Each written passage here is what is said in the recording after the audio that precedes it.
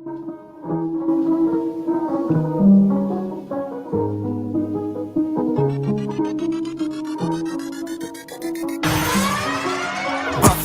Buffalo, Buffalo, Buffalo, Buffalo, Buffalo, Buffalo, Buffalo, Buffalo fanatics, Buffalo fanatics, Buffalo fanatics, Buffalo fanatics, Buffalo, Buffalo, Buffalo, Buffalo, Buffalo, Buffalo, Buffalo, Buffalo, Buffalo fanatics, Buffalo fanatics, Buffalo fanatics, Buffalo fanatics. It's the Rico report knocking at your door.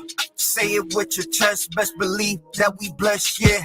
It's the Rico repo knocking at your door.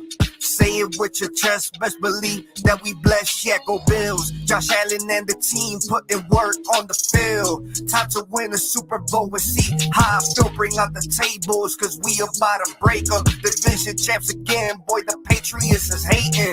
Buffalo state of mind, 716. Believe we gon' get a Super Bowl ring. This Bills Mafia, get it through your head.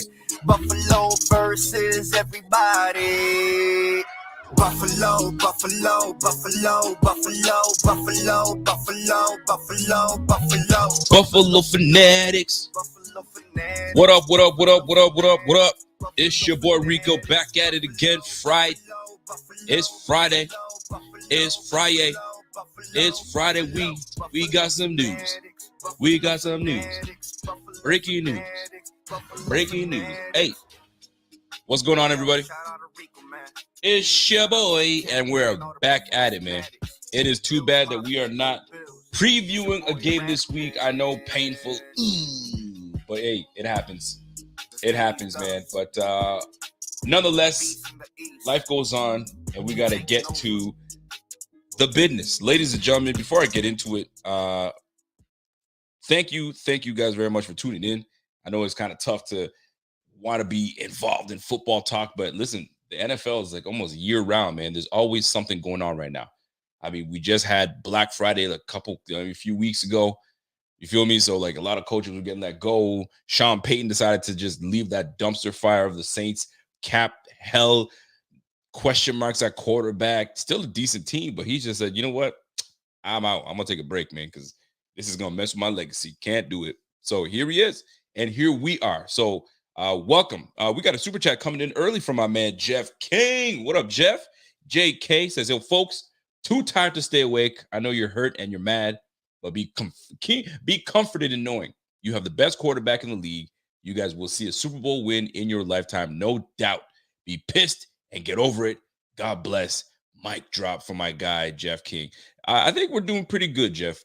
I think a lot of people are getting over this. I don't want to say getting over it. They're just they're healing slowly healing, but we'll eventually get there where we're like, all right, move on to the next. We got things to talk about.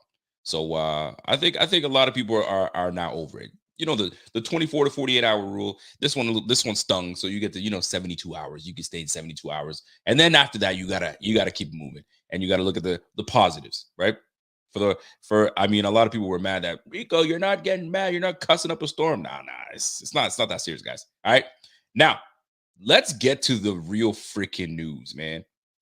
I mean, we anticipated this was gonna happen, but now that it's happened, golly, this is gonna be something else. Well, ladies and gentlemen, let me break the news to you guys. If you guys have been living under a rock, fam, we lost Brian DaBoll to the Giants. The Giants have hired, Joe Schoen has hired, former assistant GM Joe Schoen has hired Brian DaBoll as the head coach of the New York Giants.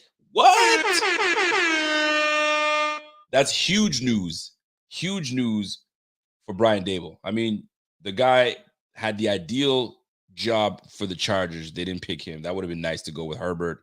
But it's a pretty damn good job to go to a big market. New York, New Jersey, however you want to call these guys, man. That's a big market, and it's an unforgiving market. If you're a Knicks fan, you should know. If you're a Yankees fan, you should know. You know what I'm saying? If you're an Islanders fan, a Rangers fan, y'all should know. It's an unforgiving fan base. It's gritty. If you don't perform, they will get your ass. and they will let you have it. And New York, they don't play. You know what I'm saying? Timbos and all, they don't play. They will let you have it. So I'm gonna tell you, listen, CR says it, man. It's a tough crowd in New York, man.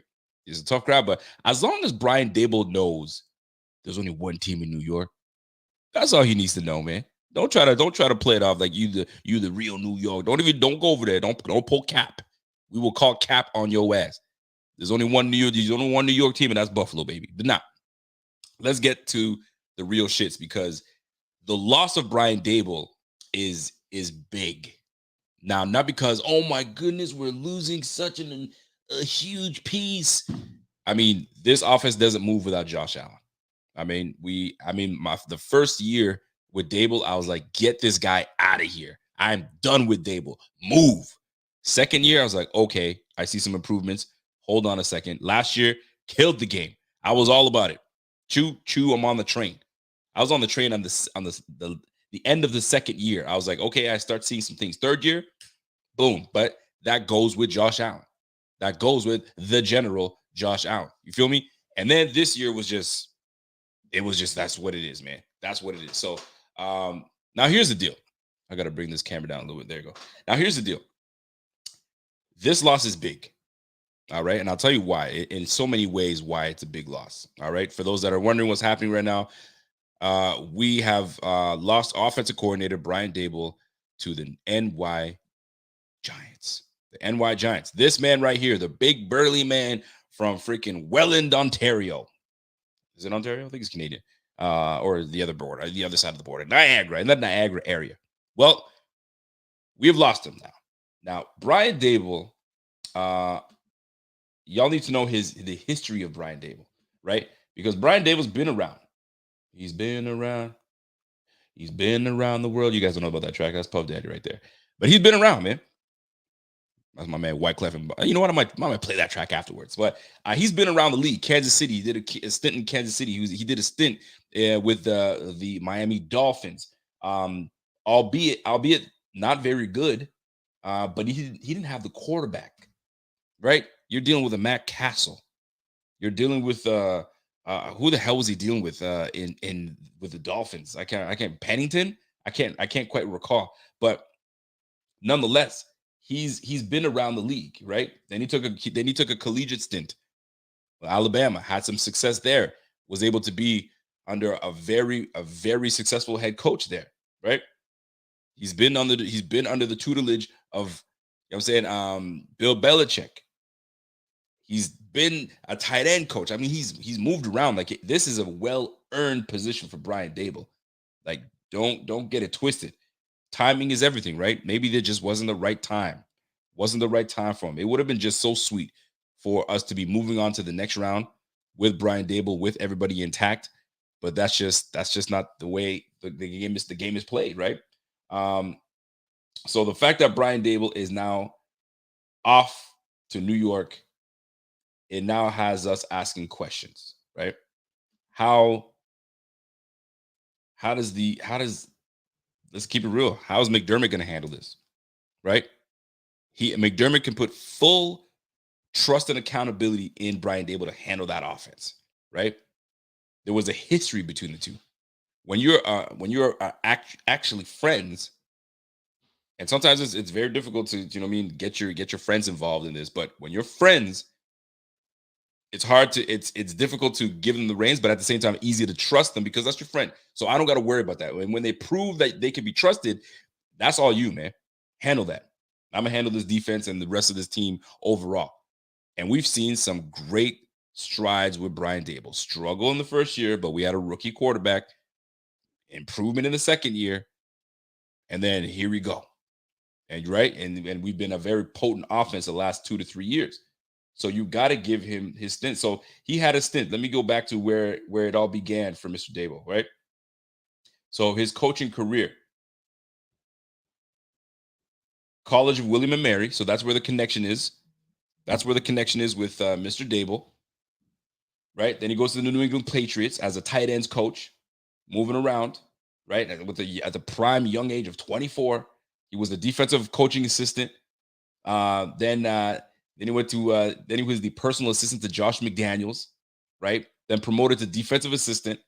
Then he went to the wide receivers coach in 2002. You feel me? So he's been around, man. Then he goes to the Jets. All right? Goes to the Jets under the Eric Mangini staff. He was the quarterbacks coach out there, right? Does his thing for about 5 years. After that, he goes to the freaking Cleveland Browns. He had a stint with the Cleveland Browns as the offensive coordinator. Not really good results there, right? I get it. I think he had Charlie Fry as his quarterback at the time. You feel me? So that didn't work out. Then he goes to the Miami Dolphins. He did what? He did a stint over there. He did a year over there. Then he went to Kansas City. Mild success here and there, but couldn't get over the hump. Then he went to Alabama. That's where the success came. That's where, okay, I'm going to give you the reins. You're going to work with these young players and, you know what I mean, get your offensive, you know what I'm saying, get your offensive prowess going, right? Learn how this game is played at the collegiate level and how quickly it goes and the new things you can try, right? So here come the Bills. McDermott gets hired. He had Rick Dennison as his offense coordinator to begin with. We already know how that went. That was just a boring ass offense. It just wasn't working out. He said, "You got to go," and immediately he hired Brian DaBoll. Didn't even bother going a wide search. He just went, "That's my guy. I'm getting him." So the rest is history. Now he is the new head coach of the New York Giants. Now, the New York Giants, somewhat similar in terms of like why he would choose to go to the Giants. I'm looking at their roster right now. I know that they have a nice nucleus of receivers over there, right? I think, who do they got over there? They got that the receiver from the Lions, Galladay. I think it was Galladay. I mean, let me make sure I'm talking my real good shit. You got Galladay, you got Tony, Darius Tony, you got Shepard, you got Ingram as a tight end. That should be a very good tight end. If you get him going, he can be very good. They got a good nucleus of receivers over there, right? They got a nice running back in Saquon Barkley. Like, we're going to see how he uses Saquon Barkley, or that, and I'm going to get into that a little later. We'll see how that plays out. But it's good. Galladay, Shepard, there you go. Legit receivers. I can't believe Galladay went a whole freaking year without a receiving touchdown. Like, my goodness, Joe Judge and whoever the hell out there was not working out. Now, here's the deal. Is he going to utilize, somebody said he's going to go, he's going to give Saquon Barkley like 3 carries a game, or he really gives Saquon Barkley. And it's going to be interesting to see how that plays out, because if I start seeing Saquon Barkley, Pro Bowl running back, do what he's got to do, which we know he has the talent to do it. He's a first-round draft pick. I'll be disappointed to see that. Okay, hold on. Why couldn't we do this with the Bills? Oh, is it because you didn't trust the running back? Or you only started trusting him later on? It makes you wonder, folks. It makes you wonder. By the way, we got a super chat coming in from Connor Paulman, excuse me. Says, if Dorsey goes to NYG, I want Peterson, Peyton, or Pep Hamilton as the Bills OC. Calling plays for Josh Allen would be a job that many covet. Yes, it will be, Connor. It will be a job. That's a prime job. Whoever gets this job as OC, you can bet on it 2 to 3 years from then, they will probably be in conversations to get a head coaching job themselves, right? Because Josh will make you look good. Out of that list that you named, Peterson would be nice. That would be a nice addition to that. A nice veteran offensive coordinator calling plays, head coaching abilities. Pep Hamilton would be very nice. I actually like Pep Hamilton. What he did with Ken, when he did with what was he, the coach for Stanford at one point? If I recall. Then he goes to work with Andrew Luck. So did some work with Andrew Luck, and then just recently was working with the Texans with Davis Mills. Although the Texans weren't good, but Davis Mills outplayed a lot of the rookie quarterbacks this year due to the fact that Pep Hamilton was on the business. So Pep Hamilton to Buffalo would be something that I wouldn't be mad at. I would not be mad at, based on what I have heard and read about Pep Hamilton and what he's done. Excuse me, for the game, right? So this is huge. This is huge for the Bills, because this is a great opportunity. Hold on, it's like John Yodas comes in and says Josh and Dorsey becomes a collaboration. Josh would start becoming that true field general by helping design and run that offense. Hold your horses on that, because there are rumors that and I don't know how true this is, but there are rumors that DaBoll would only accept that job in New York, New Jersey, whatever, if he came as a package deal with Ken Dorsey. I run this team, you be my offensive coordinator. Buddy, that's a blow. That is a blow to the Bills. Huge. We could continue to be, you know what I'm saying, successful. We can continue to be successful with I mean, we're going to be successful no matter what with Josh Allen, but Ken Dorsey, that would have been an easy DaBoll out the door. Here comes Ken Dorsey. But if DaBoll's like, I want you with me, you're going to be the offensive coordinator no matter what. You might as well do it with me. Or does Ken Dorsey say, I'd rather stay with Josh Allen and I can build from there? Do you want to build with Josh Allen or do you want to build with Daniel Jones? Give me a break. You build with Josh Allen. However, money does talk. Loyalty, where's your loyalty? It's a lot of things that's going to play out. But the rumor is it was a package deal. Giants, if you want me, I'm taking my OC with me. That's the way I'm playing the game. But I don't know how truthful that is. Cruz, there's only one NY, and the Giants reside there.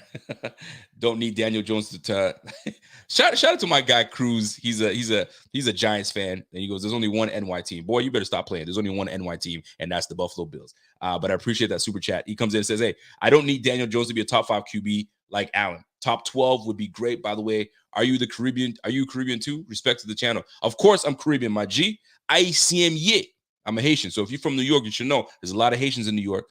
I'm in Canada, though. You know what I'm saying? So represent. And by the way, hit that like, subscribe to the channel. I don't care. This is the team right here, the Buffalo Bills. Don't you forget that. All right. Shout out to my man Cruz with that super chat. But yeah, man. There's a lot to unpack here. All right. So let's just talk about the impact of Brian DaBoll leaving. You have a guy like Ken Dorsey comes in and he can just assume the role. You know the personnel, you know the city, you know everything. You know everything you need to know about this team. Now you are calling the plays. You're the man. You are the most winningest quarterback in college history. You feel me? You're that guy. You know what I'm saying? And there's a relationship between you fostered a great relationship between yourself and Josh Allen. For you to get up and leave and go to the Giants, I would understand it, but it would also be puzzling at the same time because you already have it made with a guy that trusts you in Josh Allen. He actually went out there and put a public endorsement for you. You think you would stay. But where do your loyalties lie? That is the question. Loyalty is a big thing in life. Loyalty is big, man. You see how people move. You see things need to happen to see how people move. Whether loyal to you or not, it's a learning lesson for the individual, right? Josh Allen will quickly learn that this is a business. And that's my next point I was going to get to. Welcome to the NFL, my friend. This is the business side. You haven't really had to experience the business side of the NFL because you've had everything intact for the last 4 years. Same head coach, same GM, same offensive coordinator. You feel me? Like everything's been pretty much bang on for you. Now, a big part of your development is gone.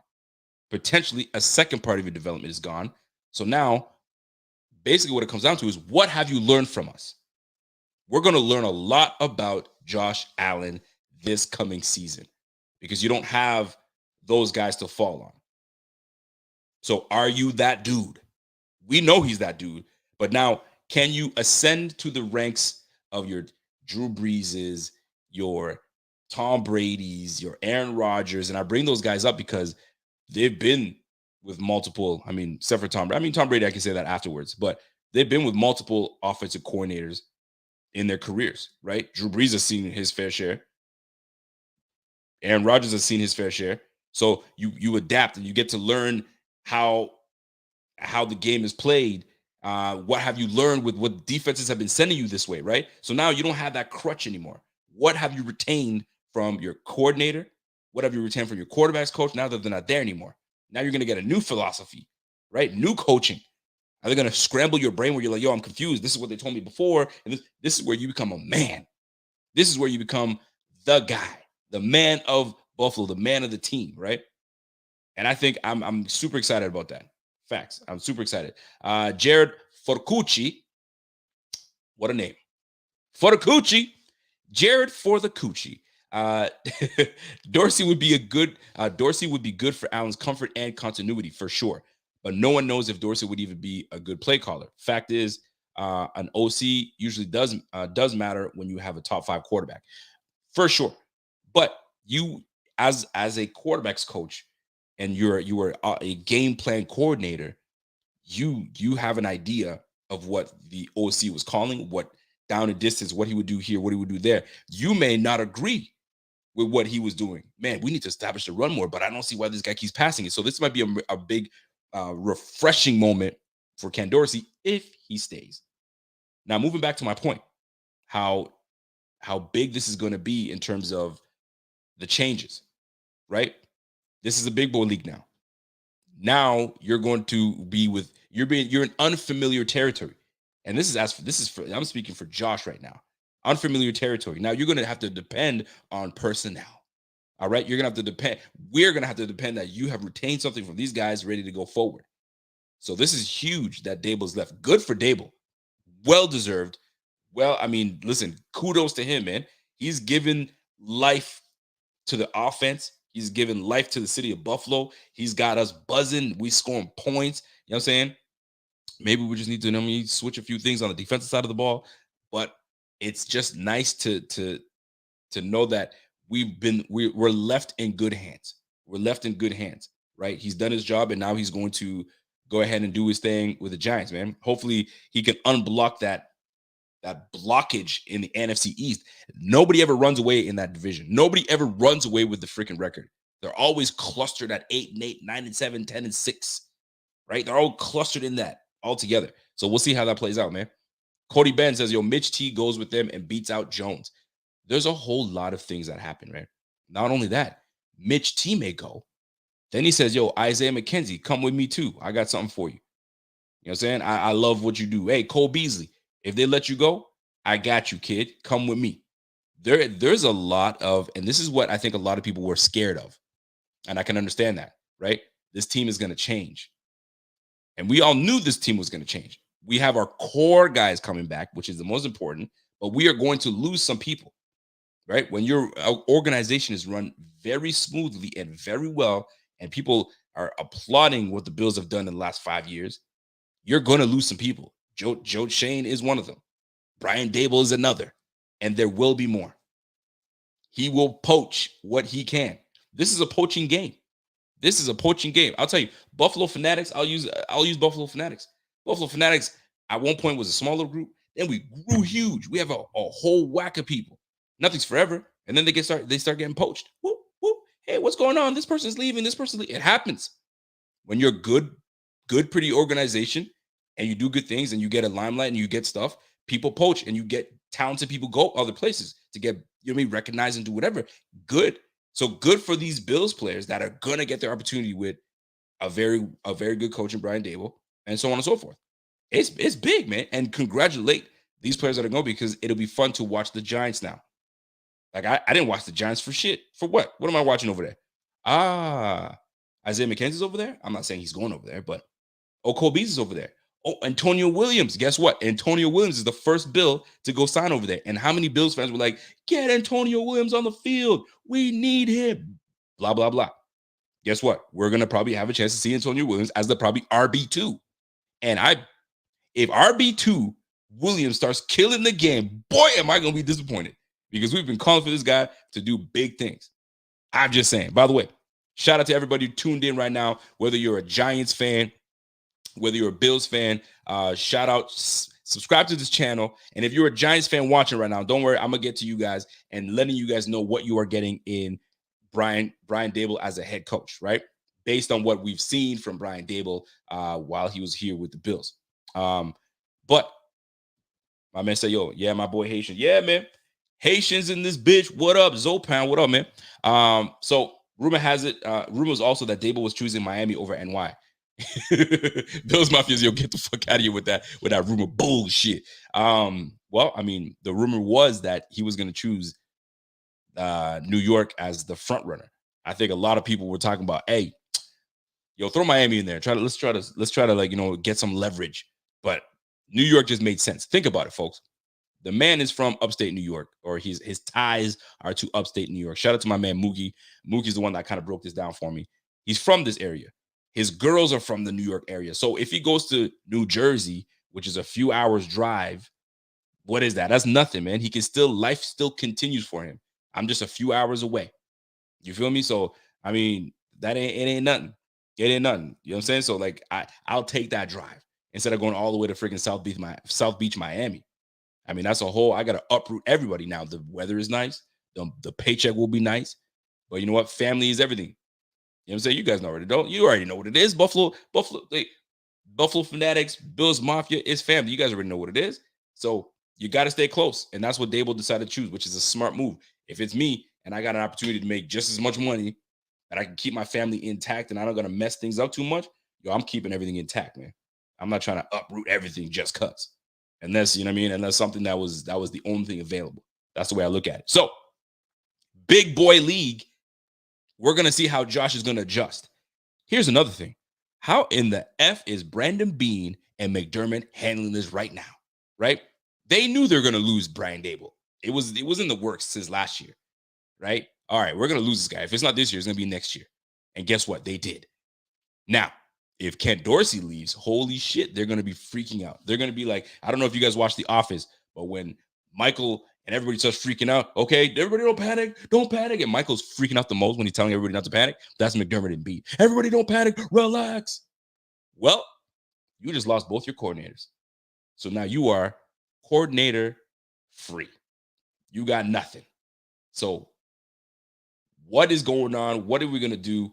I would love to see how we go about getting the search. Now, one thing is important to note is that Josh Allen will be involved in who becomes the next the next offensive coordinator for the Buffalo Bills.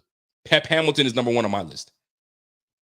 If Ken Dorsey leaves, Pep Hamilton is number one on my list. Now, I'm looking at this Bill staff because I remember reading that Brandon Beane and McDermott are all about hiring from within. All right. So looking at this coaching staff, what do we got? So I can't see Rob Boras being coordinator. I can't see Bobby Johnson being the coordinator. I can't. I'd be shocked if that were the case. Chad Hall. I'm not saying that he can, but he's well liked. He's in the receiving room. He knows how to. I don't know if he has experience calling these, being offensive coordinator.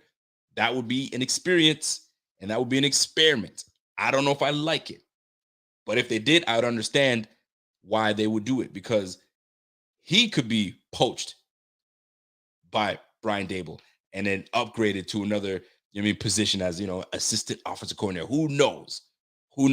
So there's going to be a lot of changes on the staff, right?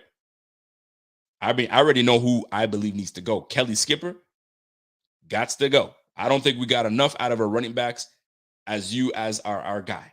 You know what I'm saying? So I'm hoping that, so we make some changes with that. But I'm looking at this team, and there's one name that stands out. And shout out to Mookie Hawkins again. Shea Tierney. Look for Shane Tierney. He was the assistant quarterbacks coach. So everything Ken Dorsey was doing, Shea was there. Everything Brian DaBoll was doing, Shea was there. So look for Shea Tierney as potential coordinator to be there if Brian DaBoll leaves and takes, if he takes Ken Dorsey with him. So Shea Tierney, watch out for that. Watch out for that name. By the way, Peter Amo comes in with a super chat. Giants fanatic here. There you go, boy. Just found your channel, man. Want to say thank you for your new hires. I love the Bills. Allen this year was heartbroken at the OT loss. Man, if you were heartbroken, golly, you should see how we feel. Orlovsky tweeted, DaBoll loves DJ's potential and will DaBoll develop him? Absolutely. Here's the thing, man. I truly believe this, man. And I'm going to say it again. When we had E.J. Manuel as quarterback of the Bills, it was a shame that we had a head coach that did not believe in him. When you have someone that does not believe in you, how could you have success? how could you have success? So when you have a guy like Joe Judge, I thought that was a weird hire for you guys in the first place. I don't give a damn what tree he came from. He came from the McDermott, no, excuse me, the Bill Belichick tree, and he's gonna be this. And when a guy comes in and says, we're gonna strip your things off of your decals and you're not gonna have a name on the back of your jersey. What do you remember the Titans? What are you back in the 60s? Yo, fam, stop that nonsense, man. This is new age football. You're dealing with grown men. You're dealing with guys that are now that are gonna be getting paid in college.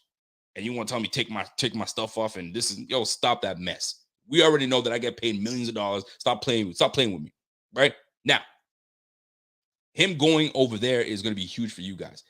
If they see traits in DJ that they like, I mean, DJ is not a horrible QB. He's not a horrible QB. And maybe the tutelage that he was under just didn't do it for him. But I will tell you this, man, your offense is going to instantly improve. Now, it may take some time.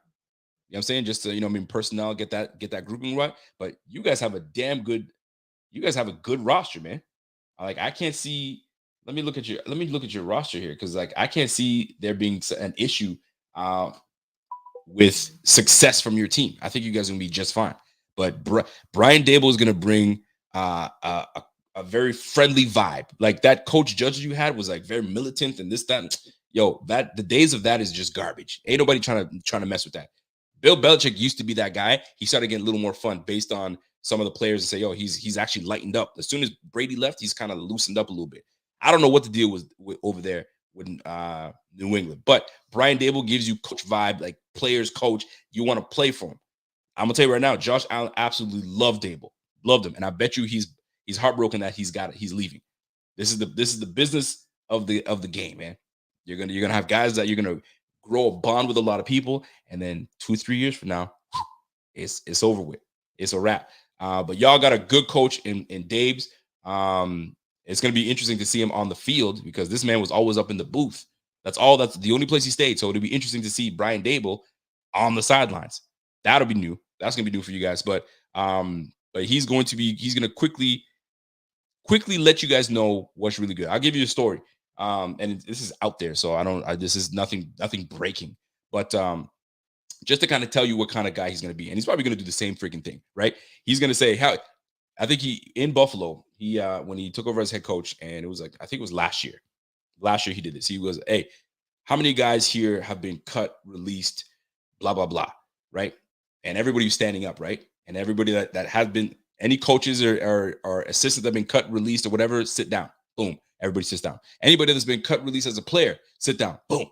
Anybody that's been drafted in the first round, sit down. Everybody that wasn't drafted in the first round sat down. The only person standing up was Josh Allen. Josh Allen is probably awkward for him. Like, oh shit, I'm the only guy here. Hey, Josh, how many times did you get recruited to go to a big time college? Josh is like, never. Boom, sit down. He's like, everyone has a background story, so don't forget where you came from, right? So he's going to galvanize your squad. He's going to get you guys all riled up. You guys are going to have a different attitude on the Giants. Right now, the Giants are kind of like, meh. They're just whatever. So the morale is going to come back up again. And there was a great hire. And you hired a guy that was side by side next to Brandon Beane. You feel me? And he saw the way Brandon Beane fucking moved this team from not great from when Whaley left.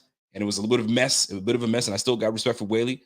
And he cleaned that mess up. We were in freaking cap hell, and he got us into the positive. And it's going to happen for you guys, man. So Joe Shane, big time hire. And then you got Brian DaBoll. So big things for the Giants, man. Good for you guys. Mad respect. I don't know if we have you guys on the roster this year. We're still going to wax that ass anyway. It doesn't matter. We're still the number one team in New York. I still got to talk my shit. You know what I'm saying? But that's just the nature of the business, baby. Nature of the business. Now, right back to, I mean, I don't know if listen, let's go through the Giants. Somebody said, who said that? Game Touch TV. What up, man? Listen, Max, leave them alone, man. So Max is telling them they got a trash roster. Let's go through their roster. I don't think there's a bad roster. First of all, get rid of, you mother effers. I forgot you guys have Jake Fromm. So you guys are probably going to take Mr. Trubisky. You guys will have Jake Fromm over there. And Jake Fromm is very familiar with this offense. So listen, look for Jake Fromm I don't think he's going to push anything, but he'll be a good little backup. That's very interesting. I totally forgot that Jake Fromm went over there. Why is Mike Glennon on a freaking roster, man? That pisses me off. Mike Glennon is some hot garbage, but he's on a roster. I don't get it. Anyway, Saquon Barkley, Devontae Booker, Gary Brightwell. Just listen, Saquon Barkley is your guy. I'm gonna tell you right now, Giants fans, you guys are gonna like Antonio Williams. If Antonio Williams gets his opportunity, you guys will like his style of run. No nonsense. He's a slower version of Javonte Williams, in my opinion. In my opinion, a lesser version of Javonte Williams, but he can still play. He can still play. Kenny Golladay, Darius Slayton. That's a good, like, Sterling Shepard. You got John Ross out there too. They're gonna take full advantage of him. Kadarius Toney. You got Dante Pettis. Yo, you guys got a sick little freaking receiving crew, man. You got Evan Ingram and you got Kyle Rudolph. Fam, you guys already have your offensive pieces. You got your 2 tight ends already. I don't know what Evan Ingram, what they plan on doing with him in the offseason, but you got 2 tight ends that can play, right? That's perfect. That's what you need with a DaBoll offense, right? You got Shepard, Ross, Slayton, Golladay, Toney, Pettis. You're set right there. You're already set. I don't know about your O-line, though. I'm not sure about your O-line. What you got on O-line? You got Andrew Thomas. You got Matt Skura. You got Matt Skura, Nick Gates, Will Hernandez. You got Will Hernandez on there, okay. And then you got Nate Solder. So you got some decent. You got Nate Solder. You got Will Hernandez. Maybe you guys you might add something on there. But I don't know your team like that. But based on those names that I see on the offensive side of the ball, your offensive weapons, fam, y'all are chilling. You guys are chilling. Giants fans, you guys should be all right. You guys should be happy that you guys get Brian DaBoll, man. This is the new age, man. You got to have an offense. You got to be able to put points on. And it pains me to say it, but if we had the ball last in the last game, we score. It's about putting points up, man. Like 42-36 for crying out loud. I mean, do I need to go anymore? You guys already know the pain that I'm already going through, but it is what it is. Now, defensively, you guys had a solid defense last year. You know what I'm saying? So this year, I mean, what did you guys have? You had Dexter Lawrence. You had Leonard Williams. You had Lorenzo Carter. You had Tate Crowder. Okay, you had Aziz. That's a good rookie. He had a nice little rookie there. James Bradbury. I love James Bradbury. He can play. Xavier McKinney, Logan Ryan, Adoree Jackson. Yo, man, I had a couple of nice defensive pieces. You get a little pass rush in there.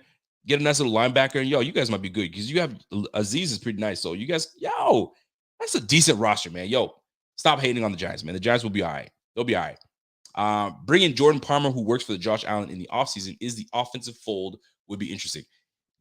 I don't think Jordan wants to be an offensive coordinator. That's number one. Number two, I think he likes being the quarterback guru. You know what I'm saying? The quarterback whisperer, if you will. You know what I'm saying? Because he's getting a lot of credit for the development of Josh Allen. I had somebody argue with me, telling me, I don't know who it was. Somebody was telling me that, can't remember who it was, but does Brian DaBoll and Ken Dorsey, why do they get all the credit for how good and how great Josh Allen's been? The person that's been putting all the work in is Jordan Palmer. Well, I mean, can't everyone have a hand in there? Can't everyone? Because during the season, Jordan Palmer's not there. It's in the offseason he's there. He's there in the offseason. So Jordan Palmer will not be an offensive coordinator. I doubt it. I think he likes his little bag. He gets to work with a whole lot of people, and they pay him a lot of money. So I don't think he needs to jump in and be an offensive coordinator. I think he's got a nice little niche right there. College players, high school players. Oh, he's getting the bag. He's going to be just fine. Just fine. So that Giants offense, I think you're going to see a vast improvement in the Giants, and I think that's why DaBoll decided to go there. I think he's got the best chance, and he's got a great relationship with Joe Shane.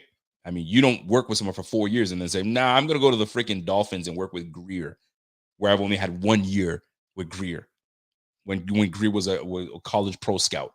You know what I'm saying? So it just makes sense for the move that Brian DaBoll goes to the Giants, right? JD Plett says, hey, F it. Let Josh run the offense. He already does everything else. Why not add play calling? The man is he's the baller. You freaking right. He's a baller. That boy is nice. That boy's nice, man. Truth be told, there is slight truth in what you're saying, though, because there comes a time when a quarterback reaches elite status where he's a smart kid. He did great on the Wonderlist test, whether people put a lot of stock into the Wonderlist test or not. But he's a smart kid. And if a new offense comes in, he gets the nuances. they'll probably do what they did with Tom Brady. When Tom Brady went to Arizona his first year, they struggled the first half of the season, and then they went on a run in the second half. I'll tell you why. Because he was having a hard time kind of like not understanding it, but like the terminology was different. So the minute they merged terminology from what Leftwich's offense was dictating and what Tom Brady was learning in, or what he adapted to in New England, he merged that together. And then they started going on a run, and then they won the freaking Super Bowl. So it's going to take some time, man. It's going to take some time to, like, Josh is going to say, okay, when Brandon DaBoll was here, he called it this. Can we call it that, so I can kind of keep things together? It's going to be up to the coordinator to make sure that Josh is as comfortable as ever, and make sure that everything is good. By the way, we got 500 people viewing right now from Facebook and YouTube. So do me a favor, if you are new to this channel and you are wondering who the heck is this guy, this fine looking chocolate brother right here, this is Rico. This is the Buffalo Fanatics, and subscribe to the channel, man. It's only going to get bigger. It's going to get better, and this offseason is going to be a big offseason. So do me a favor, man. Smash that like. Let's get this video to 350 likes. Nah, we can do 400. Let's get this video to 400 likes, because all that means is everybody just has to click that like just one time, and let's keep it moving. So now, are we to panic when it comes to these Bills not having Brian DaBoll, not having Ken Dorsey potentially, because there's a chance that Ken Dorsey can go?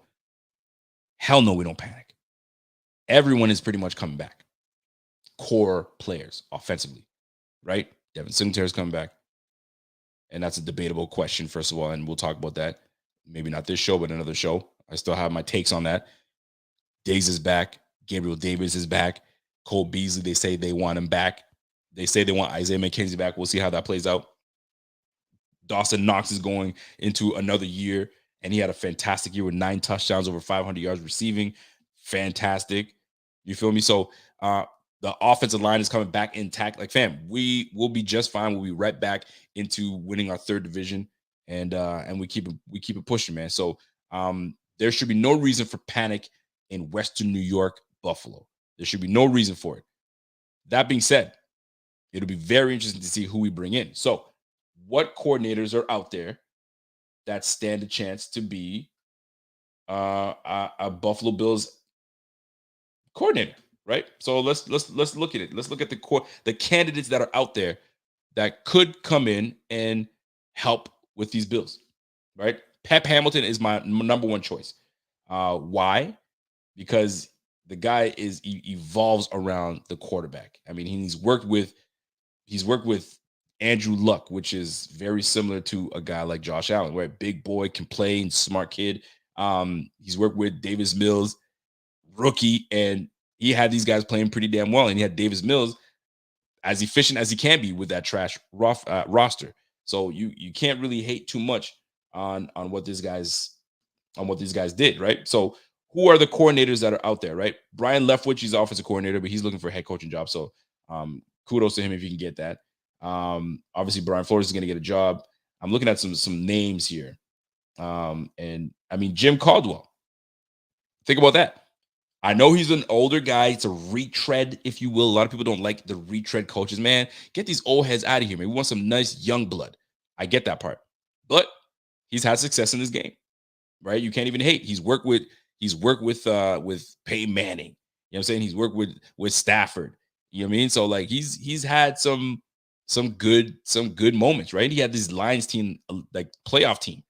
You know what I'm saying? At one point, I think they went 11-5 on one year, right? So got to give these guys some credit, man. So Jim Caldwell, I wouldn't mind if they call my man and say, "Yo, how you feel about, you know what I mean, being a coordinator?" You know what I'm saying? Give me some thoughts, man. He's what? His overall record as a coach is 62-50, right? He's 2-4 in the playoffs. So I mean, a veteran guy. Maybe I don't know if there's a relationship between those two, but that could be something to really think about. Obviously, Eric Bieniemy is gonna maybe get a coach. I don't know if he gets snubbed again, for crying out loud. What a shame. What a shame that would be. Some people are talking about Marcus Brady. That was the Colts offensive coordinator. I mean, Frank Reich was the guy, but Colts offensive coordinator. Some might say, hey, let's get this guy over here. He knows how to utilize a freaking run game.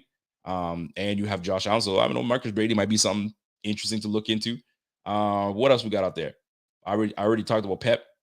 Ken Dorsey, obviously, if Ken Dorsey stays around. So there are some names out there. But we'll see how this plays out, man. We'll see how this plays out. My man Sean Vanderbrook says, yo, I swear to G, if Buffalo Giants, this man already called them Buffalo Giants. Yo, I swear to God, if Buffalo Giants make a play for McKenzie this offseason, I'll hate them forever. Fam, it may happen. Don't forget, they gave Isaiah McKenzie a measly $850,000 to bring his ass back. 850. Like, I don't think they gave him a mil. So either they give him a bag this offseason or he's gone. It's that simple. And they are already talking about, oh, well, if Cole Beasley, he's under contract, so if he wants to come back, we'll have him back. Well, of course, Cole Beasley's gonna come back. Or he might say, yo, fuck Buffalo, because y'all were giving me some issues on my Twitter and this, that, and the third, but I didn't want to get vaccinated. So he already got the ugly side of being a Bills fan, right? Because there are some ugly ass people in Buffalo, and I'm not talking about their looks, but I'm talking about their insides, right? When someone disagrees with them, boy, do they come after you with some bullshit. And that's exactly how my man felt about it. So and I bet you right now, if he's like, yo, I'm out, I'm just gonna retire, I can see that happening too. But I think he's got enough juice left. And if you get a chance to play with Josh Allen, you don't retire and you don't try to go somewhere else. You try to play with Josh Allen. You feel me? So Isaiah McKenzie could go to the Giants. Do not be surprised about that. But they already have enough speed. They got John Ross out there, unless they get rid of John Ross, right? You want guys that are you're familiar with. They got Tony out there. So who knows? We'll see how that plays out. Justin Watkins says, yo, McBean needs to watch Dorsey offer comfort and continuity into Josh's prime years. No experience, but has been waiting and scheming. Faith, make the leap. Well, here's the thing, man. When we were looking for an offensive coordinator before we hired, I think it was like Rick Dennison at the time. I think it was Rick Dennison and Ken Dorsey applied for that coordinator position. I think Ken Dorsey applied either that year or the year before. But anyway, lo and behold, he applied but didn't get hired. And then we brought him in as the quarterback's coach. So things work out for a reason sometimes, man. Maybe it's time. Like he was going for the offensive coordinator job. He's learned a lot behind Brian DaBoll. So maybe he stays and takes over, and it just would be a seamless transition. But we'll see how that plays out. But yeah, man, we'll see how that plays out for real. Looking at some comments here as I go through, because there's quite a show for us tonight, man.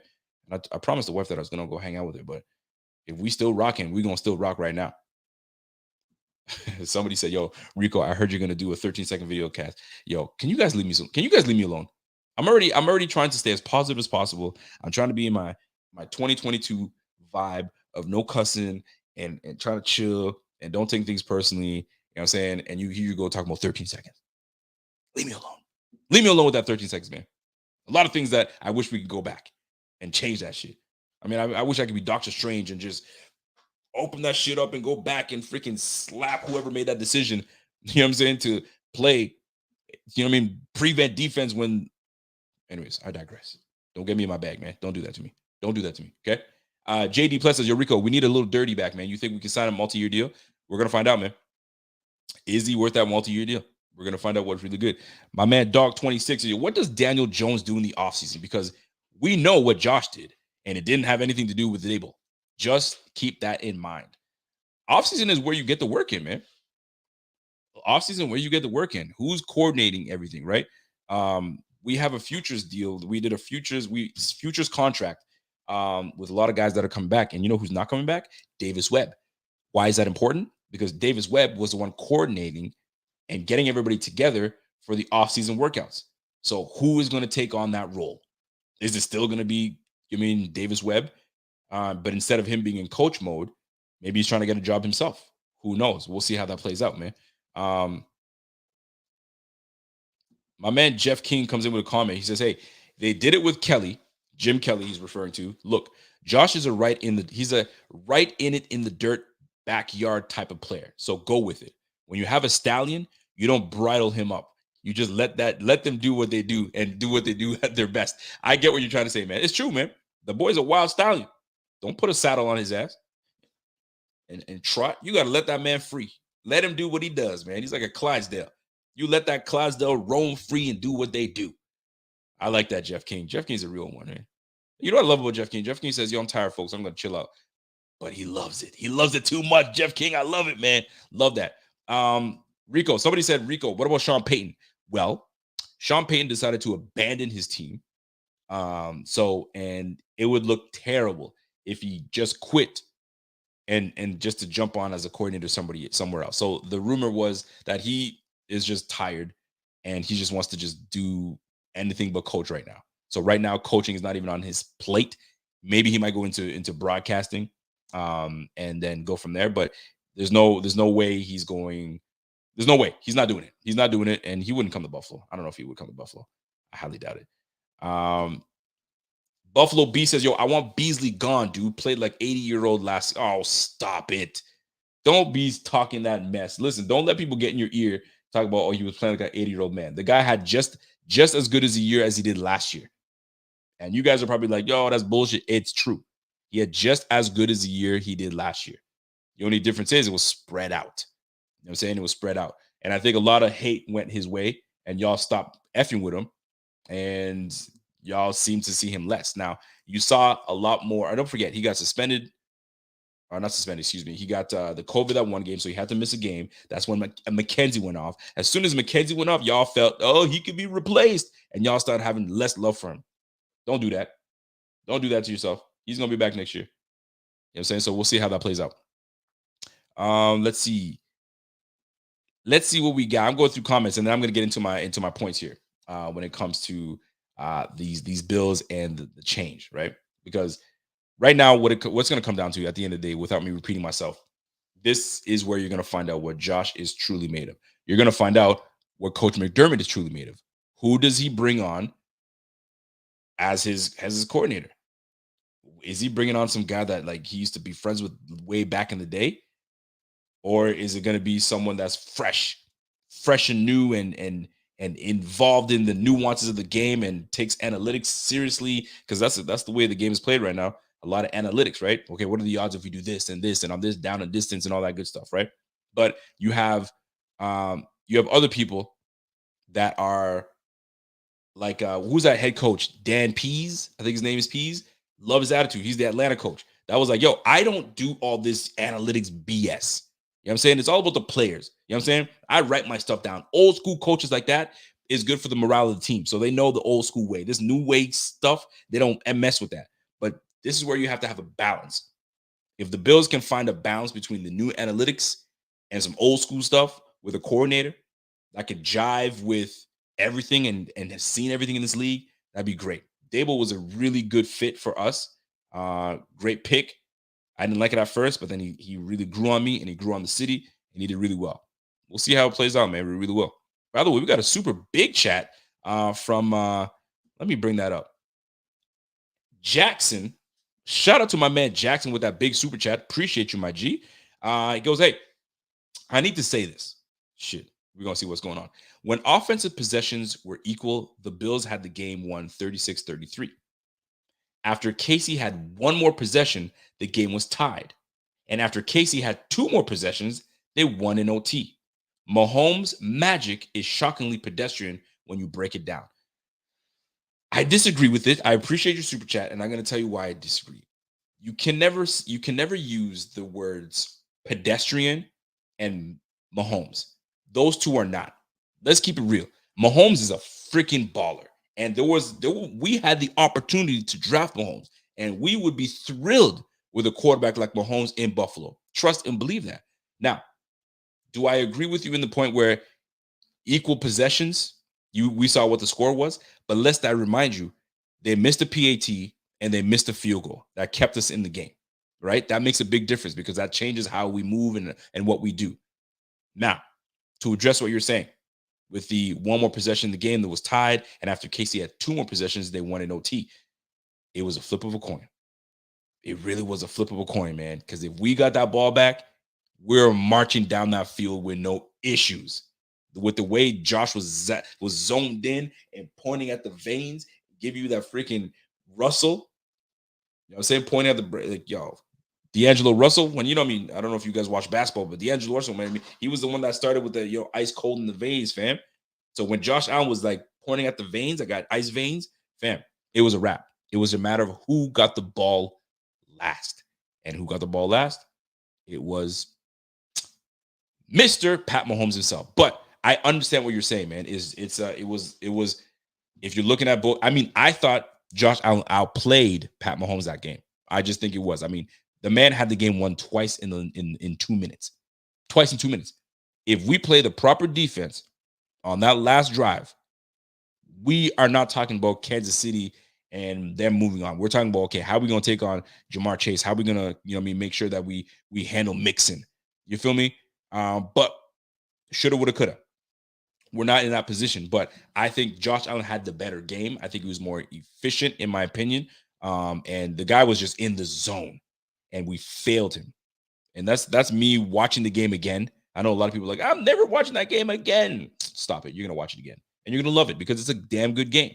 But at the end of the day, you start seeing things that we should have done that we didn't take full advantage of, and it's a damn shame. But if we play that defense differently, it's a whole different ballgame. We're not talking about anything else. We're not talking about anything else. By the way, shout out to everybody watching right now. We got 492 people watching. Smash that like for your boy and subscribe to the channel. We got a lot of things going on this offseason. So draft is coming up. By the way, I got to give a shout out to people. If you are college football, and I'm not talking about like I know a couple players and this and that. I'm talking about the conference because I don't know college football like that. I don't follow it like that. You know what I'm saying? And plus in Canada, they don't really, it's not played like crazy. You got to look and search for that shit. And I just don't, right? But if you are a college guru, you know the conferences, you know the players, and you know these players and what they hit me up. Because when we have draft this season and we're doing our draft show, if you know your stuff, man, I will gladly have you on and we can, do this thing together and do the draft day live. So if you're down, hit up the Buffalo Fanatics IG or Twitter page or hit me up personally and we can figure something out, right? We got a Giants fan coming in, says Immortal72 says, yo, fun fact, Giants Mafia was a thing before Bills Mafia, but y'all can have that. Yo, stop that. Yo, stop that nonsense, man. Stop capping, man. Yo, listen, we're not going to call you Giants Fanatics, okay? We're not going to call you the New York Buffalo, Giants. We're not doing that, And we are certainly, sir, not going to go and give you Giants Mafia. Stop it right now. I'm not doing that with y'all, man. Stop that nonsense, man. Hey man says, yo, LOL, when you say Mahomes is pedestrian, you come off F as fuck. Nah, nobody can ever say Mahomes is pedestrian. Now he scampers like a little pedestrian. But there's nothing about that boy is nice. He's nice with it. Why are Bills fans coming at DaBoll? Yo, fam, I'm telling you, man, some Bills fans are fickle, man. They are fickle. They're weird. They're a weird bunch. A lot of people did not like DaBoll because DaBoll didn't have a balanced offense. All he wants to do is pass. He's pass heavy, which he can be. That's why he went to you guys, because you guys have a very good nucleus of receivers.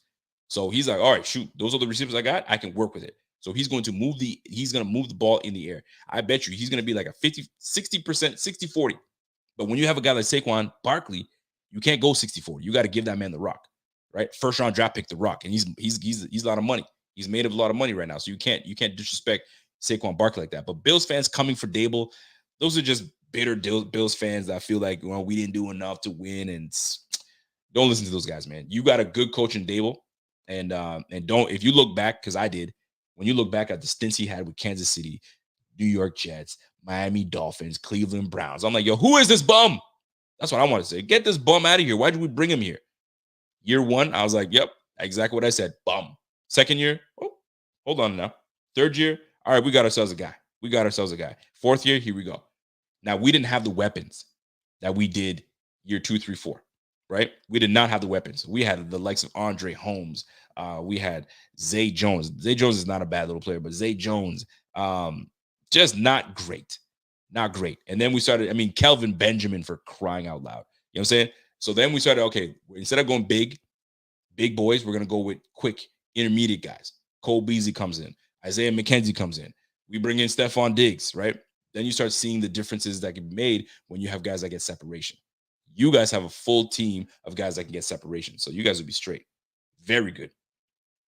Will 8000 says, yo, Giants fan here. I can't say how excited we are to have some Bills guys in our building. You guys have done the rebuild right. Allen equals best in the league. I totally agree with you. we have really I'm super impressed. By the way, shout out to you, Will 8000. I'm really impressed with what what Brandon Beane has done. You have no idea, man. If we didn't get Brandon Beane, man, we would probably be the same old Bills of 7-9, 6-10, always just messing around and losing to teams we should not lose to, et cetera, et cetera, et cetera. But this guy came in and was like, "Yo, y'all need to trust the process." And by the way, don't be surprised if they start telling you guys to trust the process over there. They're gonna do it to you. They will do it to you. Trust the process. Trust the process. That's what they do. Trust the process. So we had to trust the process because we didn't have a process before. We were just paying guys, overpaying guys. They were stealing money from us and underperforming. I mean, like they always do. But it happens, right? I mean, we had freaking Murphy on our team. You guys remember Murphy, defensive end Murphy? Trent Murphy was absolutely buns. That boy stole $9 million from us. It happens. You know what I'm saying it is what it is. He was a nice guy. But I'm gonna tell you right now, man, you guys, Joe Shane will do the job. He will know what he needs to do, what he needs to move, and it's about building continuity, man. He's gonna try to keep the core players together. Who is legit, who's not. He's gonna give the groceries to my man DaBoll. He knows what DaBoll wants. He's seen the blueprint in Buffalo. You know what I'm saying? Just y'all better not come and try to poach our players. That's all. Respect your lane. NFC's your lane. Go mess around over there, man. Leave our shit alone. We're already tied too much to the Panthers, the Buffalo Panthers. You know what I mean? The Carolina Bills. We don't need another association. We don't need another tie to the damn Giants. All right. And plus, you guys already beat us in Super Bowl. Like, leave us alone. Like, you've done enough. Leave us alone, please. Please, merci. Anyway, but shout out to you for that super chat, my man Will 8000.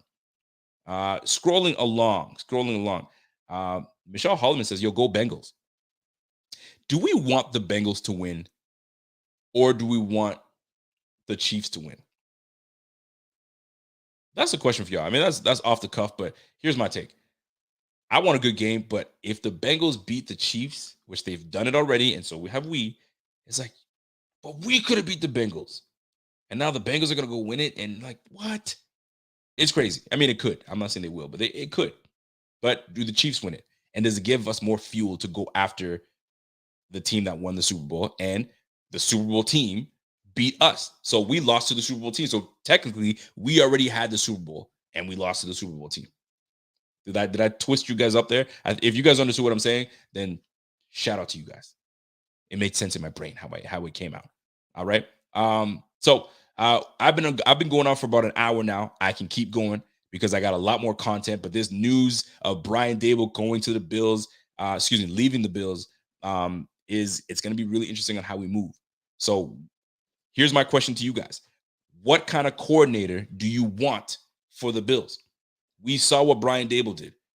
It wasn't a balanced offense. It definitely was not. It was more get Allen the ball, get him the obviously he's dictating everything, and get the ball in the air. Do we want less ball in the air and more on the ground, more balanced? Or do you like the philosophy we had? We have the weapons, stop messing around and throw the freaking football. Like, if we don't have the run game for it, stop trying to force feed something that doesn't work. Throw the football. You got Stephon Diggs. You got Gabriel Davis that came off a fresh 200 yards, 8 receptions, 25 yards a catch. Give him the freaking 4 touchdowns. Stop playing with running the football. Give it to your playmakers. It's a fair question. How do you guys feel about that? Answer in the chat. And by the way, smash that leg while you're here. Scott Easter, what's up? My man Scott says, "Yo, Scott, Isaiah Thomas from Oklahoma, he's a prize. Nick Benito is an elite pass rusher. Also, little undersized, but he gets the job done." Yo, I got to start writing these names now because I'm not a college guy, right? So Isaiah Thomas. Well, if he's as good as that name, I'll take it. Isaiah Thomas, and you said Nick Benito. I'm writing this shit down, man. And I will tell you right now, I ain't afraid to tell y'all that I don't know college football too great. But I can always learn. So I appreciate that, Scott Easter.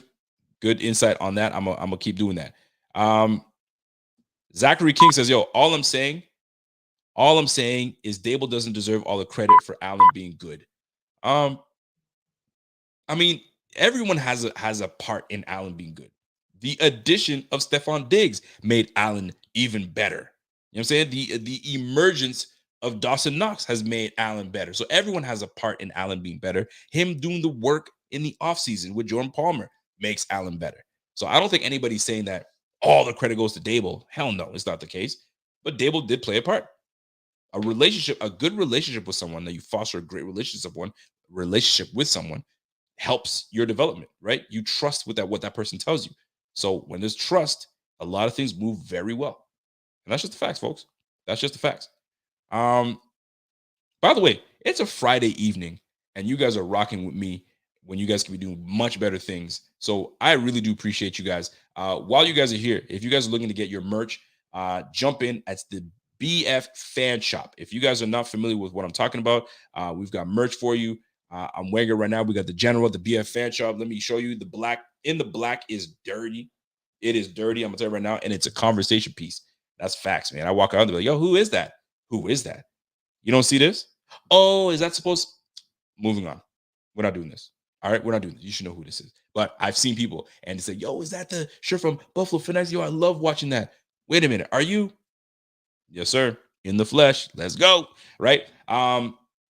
Buffalo State of Mind is one of my favorites. Jump on there and get your Buffalo State of Mind, bffanshop.com, man. So whatever you guys are purchasing, it supports the brand, and the money and the funds go right back into the brand and trying to make this a very good place for you guys to come and get your analysis and football news, right? So shout out to y'all, and hit up that BF Fan Shop. Ian Overton, that's a Jamaican name right now, Overton. Ian Overton comes in and says, yo, do y'all keep Ken Dorsey, or does he follow DaBoll? Well, I read something that in order for DaBoll to take that job, the package deal was Ken Dorsey has to come with him. Now, I don't know if that works that way. You know what I'm saying? But it'll be interesting to see how that plays out. But I could see that. I mean, if I want my coordinator, I want somebody that I know, that I trust. So it makes complete sense. It makes complete sense for him to go and grab Ken Dorsey to come with him, because that means I trust. Remember, I told you, when you foster a relationship and you have a lot of trust in people, that's the way it's got to be played out. So shout out to DaBoll if he can actually grab Ken Dorsey with him. But it's gonna take some pulling of the teeth for Ken Dorsey to leave Buffalo. Like, how do you leave something you're already familiar with?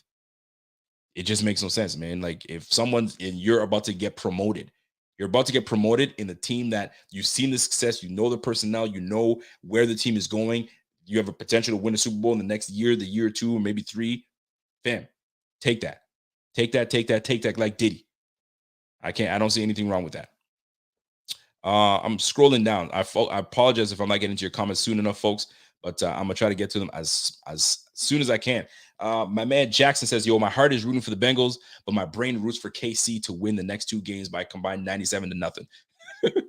Yeah, that's hilarious. Real talk though, man. The Chiefs, what a damn game. And for like a game like that, it would suck for them to go the next week and lose. Y'all won an OT in a barn burner of a match. Fam, you got to win the whole thing. And I'd feel much better if y'all won the whole thing. At least I knew I lost to the Super Bowl winning team. You know what I'm saying? Because if you lose to the damn Bengals, I'm sitting here, yo, fam, we would have waxed the freaking Bengals. Are you kidding me? We'd have waxed the Bengals. I don't give a damn if they got Jamar Chase, T. Higgins. I don't give a damn. We got Josh Allen. That's all that matters. You feel me? But Joe Beasley he's a bad man. Joe Burrow is a bad man. I'm going to tell you that right now. My man Bobby Ray says he's not watching games this week. Come on, Bobby. You're a football fan, fam. You got to watch the game. You're going to take a peek. You're going to be sitting there trying to pretend you're on your phone, and you're going to take the remote and turn the TV on, and then it's going to start off with, I'm just going to listen to it in the background. I'm not even going to watch. I'm just going to listen. And then you're going to hear a big crowd roar, and you're going to peek, and you're like, oh, shoot, the score's pretty close. And all of a sudden, you're in the game. Stop playing, man. Stop capping. You're going to watch that game. Don't tell me you're not going to watch it. You got to. You're a football guy, man. You're going to watch the game. Stop playing, man. I mean, I don't want to watch the game, but I will. The question is, which game am I interested to watch? 49ers? Get the F out of here. I don't even watch no damn 49ers. It's Chiefs and Bengals. You know what I'm saying? And we'll see how that plays out, man. By the way, shout out to the official retirement for Ben Roethlisberger, the Kobe Bryant of the NFL, playing 18 seasons for one team. Holy jumpins, man. Give a shout out to that man. Big Ben was this guy was a cool cat when he came into the league, man. Very mistake-free type of football. Didn't turn the ball over, but didn't give you heavy yardage. He was just taking care of the football and let the dogs go. Jerome Bettis and all them cats. Let them do the damn work, right? And lo and behold, 2 Super Bowls later, and he's that dude. So hopefully that's when Josh Allen becomes that guy. Jove Esquire says, yo, NYG fan here. What's up? So shout out to my NYG fans, man. Just one more poach, man. Can we have Dorsey? Yo, I'm telling you, if you guys could end up getting Dorsey, you guys could. And if you guys get Dorsey, you guys are laughing. You're laughing. In the next 2 to 3 years, you guys will be running the the NFC East. You guys will be running the NFC East, man. I don't know what the Eagles are doing. I don't know what's going on. The Washington football team, Ron Rivera is a cool cat, but like, what? Heineke's your dude. Let's keep it a buck, man. No. And then you got the freaking Dallas Cowboys, which I despise. So I would root for you guys. You guys play the Dallas Cowboys, I will root for you guys like a mother because I don't mess with it. Yo, Dak Prescott disappointed me this year. They keep messing with my guy Tony Pollard. You guys are disrespecting Tony Pollard when you guys should be starting his ass. If you guys don't want to freaking respect him, give me Tony Pollard in Buffalo. I've been asking for this guy since last year, but I know it's not going to happen. Tony Pollard is a G. Stop playing with me, man. Anyway. Hey, Jova Esquire, I appreciate you, kid. Appreciate you. That's love. Love it. Super chat coming in from Tyler Kirkwood. What up, Kirk? Says, yo, Doug Peterson as our new offensive coordinator, both him and McDermott came from the Andy Reid tree. Very interesting. What do you think, Rico? And fuck's sake, man, trade Khalil Mack. Yo, bring me Khalil Mack for real. But anyway, let me get to Peterson. Peterson, this is what I love about Peterson. Peterson gives you experience. Peterson gives you longevity. He's been in the game a long time, so he's seen a lot of things. He knows how the business works, and you have an opportunity to work with a young stud of a quarterback. You know what I'm saying? And you saw what he did with Carson Wentz when Carson Wentz was good, if you will. So I mean, a lot of has to do with Frank Reich. But at the end of the day, I wouldn't be mad at that at all. Doug Peterson coming in as OC, you got a veteran guy. Part of me wants a young guy. You know what I'm saying? For like just because they know the new age of the game. You know what I'm saying? Like wrinkles and things that you just don't see. Like when I would love to see where there was a bunch of, you know what I'm saying, motion and the receivers here. And you're like, what's a tight end doing? Where the hell over there? What are they doing? Okay, what's happening here? Like, I like offenses like that, where you're like, okay, I like this formation. But like you're 21 personnel, boring. You feel me? Like, give me some exotic stuff. That's what I'm looking forward to. So these younger guys come up with some exotic stuff to kind of move with the new age of this NFL. Hopefully that's the case. You feel me? But yeah, Tyler Kirkwood, that's a great question, man. Love that. And for fuck's sake, can we trade for Khalil Mack? Hell yeah, if we could. I would love for them to say, yo, he's over the hill. We don't need him anymore. We'll gladly take him. First of all, how old is Khalil Mack? That's another thing too. Because enough times we grab guys that are just over the hill, and we maybe give them the bag when they don't deserve the bag. However, if he still got it, fam, bring his ass to Buffalo, man, because you can pair him with Greg Rousseau. You can pair him with Boogie Basham, Ed Oliver, you know what I mean? Like AJ Epinesa, and then we go from there. I mean, that's the young nucleus that's there, so we might as well see what can play out with that. But I'd be very curious to see how that plays out, man. Very curious. Shout out to Sir 31 says, yo, Buffalo Fanatics, I want an old school DC and an analytical OC. Well, your old school DC is Leslie Frazier. I mean, you don't get more old school than that. You know what I'm saying? So old school DC, you might as well just keep Leslie Frazier, which I think we should, because the players they respect him a great deal. And a new age analytical OC, I kind of like that too. But I want a sprinkle of some old school in that OC, because there's gonna be games where it's ugly as hell, and you got to bring your big boys out there and play some big boy football, not just fancy analytics nonsense. You feel me? In the win, if there's a lot of win, we're gonna do no, man. Just go line yourself up, my man against your man, and we're gonna bully your ass. That's kind of what I want a little bit. Batman says, yo, Rico, it's because we're all lonely and antisocial. Yeah, it could be, man. Buffalo fans needs to get their shit together, man. Get out there, and you don't need to be on Chippewa Way, or whatever that street name with all the parties are. John Yotis, Triple OG. John Yotis, my man, says, yo, throughout time, winning teams have had that trifecta. Boss quarterback, receiver, and RB. I like Singletary, but we have a boss quarterback and receiver. Let's get us a Derrick Henry, a Thurman Thomas. Now, John Yotis, I'm so glad you brought this up. All right. Let me put a, I've always wanted to say this.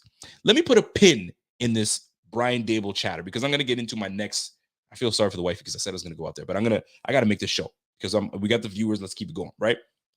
Let's put a pin in this Brian DaBoll. Long story short, kudos to Brian DaBoll who's going to the Giants. Giants are gonna have a very good coach. You guys are going to be improved within a year or two. You'll see the improvements in a year's time. You're going to see it completely different. If Ken Dorsey comes over there, look for Daniel Jones to get better. Now, here's the deal. You guys have a small window with Daniel Jones. So if Daniel Jones doesn't pan out in the next year or two, you can't keep him. You got to let him go. Just, you don't have it. You know what I'm saying? And then you guys can go they're in a perfect position. Then you can go into draft your own guy. You got a year or two. Joe Schoen will know it's a process. It takes time. I'm not going to let you go anytime soon. So Brian DaBoll is in a prime position. You know how long it takes to develop. We've had Allen for 4 years now, going on 5. So this guy's a new guy. We got to see what he's got. If he doesn't have it, my clock restarts on finding a new guy, and then we go and try to do our thing. That's my take with the Giants. Good for you guys. You guys got him. That's a great pick, and we will go from there, man. Incredible Lopez says, yo, Rico, is the merch a true 2X for big boys or slim fit? You know what? I think it's actually a true 2X because I'm a large. I'm gonna sit with large and it feels nice. But if I want XL, it's a little bigger. I mean, I ordered an XL by accident and I was like, okay, it's bigger, but it fits all right. So if you're a 2X, you can fit in 2X. If you just want that extra bit of, that husk, go with a 3X. You know what I'm saying? But 2X should do the job, man. All right. Here we go. Walter Scales. What up, my man? Walter says, yo, we'll see if DaBoll plays a part in Allen's development. All I know is DaBoll and Dorsey were coaching college or on a street before Allen. That's okay. You gotta start somewhere. But don't forget, man, DaBoll was not on the streets. DaBoll was in the NFL. He was doing his thing. He was with Alabama. So it wasn't like he was just some bum sitting here watching TV and they're picking me up. No. He was putting in that work. He was putting in that work, man. I hope I understood what you were saying. I hope I did. Yes, Dorsey is already negotiating with Giants. See, I'm telling you, man, it's the word was that if I go to the Giants, the package deal, Joe, is you bring me Ken Dorsey and offer him what you need to offer him because I've already spoken to him. He said he'd come with me and let's go. It's business. Business is what it is, man. At the end of the day, we're going to learn what business is all about. And welcome to the NFL. It's a business at the end of the day. Get out of your feelings. Let's win a freaking Super Bowl. In the words of my man, Bobby Ray, do you want to be in your feelings or win a damn Super Bowl? Get out of your feelings. And I don't think Josh is a guy that lets stay in his feelings. Get in, get out, and let's get going, man. Jeff King comes in and says, yo, Dorsey, DaBoll, very superstitious. Stevie, you're a mother. Well done. Well done, Jeff King, you bastard. Well done. Super chat coming in from Andy Larson. He says that it makes Ken Dorsey to leave Buffalo. The bar in Buffalo is really high. The bar in NY is not low. Even if Dorsey does half decent job, he will get a head coach job in 2 to 3 years. Yeah, it all depends on the development of job. If it all depends on how Daniel Jones does. If they come in and they cannot work with Daniel Jones, then the clock resets. They got to now go find themselves another quarterback, a young one. Then you got to develop him and see what he turns out to be. It's a process, man. That's why they said trust the process, right? Now, if Daniel Jones is who they thought they were, Dave Gettleman drafted him, and everybody was like, "What the fuck, Daniel Jones? Why?" Well, they want to see what he's got, so maybe he becomes that guy.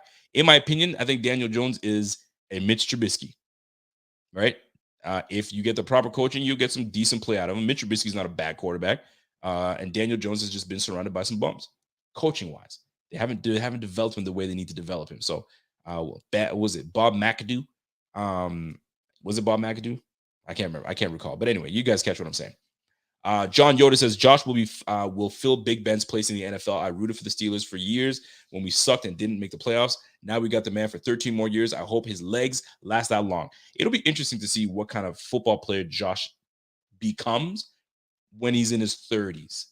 I'll be very interested to see if he's going to be still running cats over, but we'll see. We'll see how that plays out. Shout out to my guy thinking out loud. Sack pass hit. I'm going to miss DaBoll. He did his thing. No, you not. You full of shit. Yo, if you guys know, thinking out loud has been getting on a DaBoll's ass for so long. So you must be thrilled that he's gone. So remember, it ain't always greener on the other side, man. Yo, you be careful what you wish for. DaBoll might be gone. We don't know what we're going to get. But when you have someone like Josh Allen, you'll be just fine. You'll be just fine, man. Joe Shane trying to recruit everybody from Buffalo to Big Blue. Yeah, you damn right he will, as he should. He's going to try to dismantle this team. And, yo, Brandon Beane is going to have to just block and be like, sorry, fam, you ain't going nowhere. Unless it's an upgrade, you ain't going nowhere. But it is what it is, man. Promote from within. We can start now going to get the guys that we really need. The guys that we really need. Keyword really need.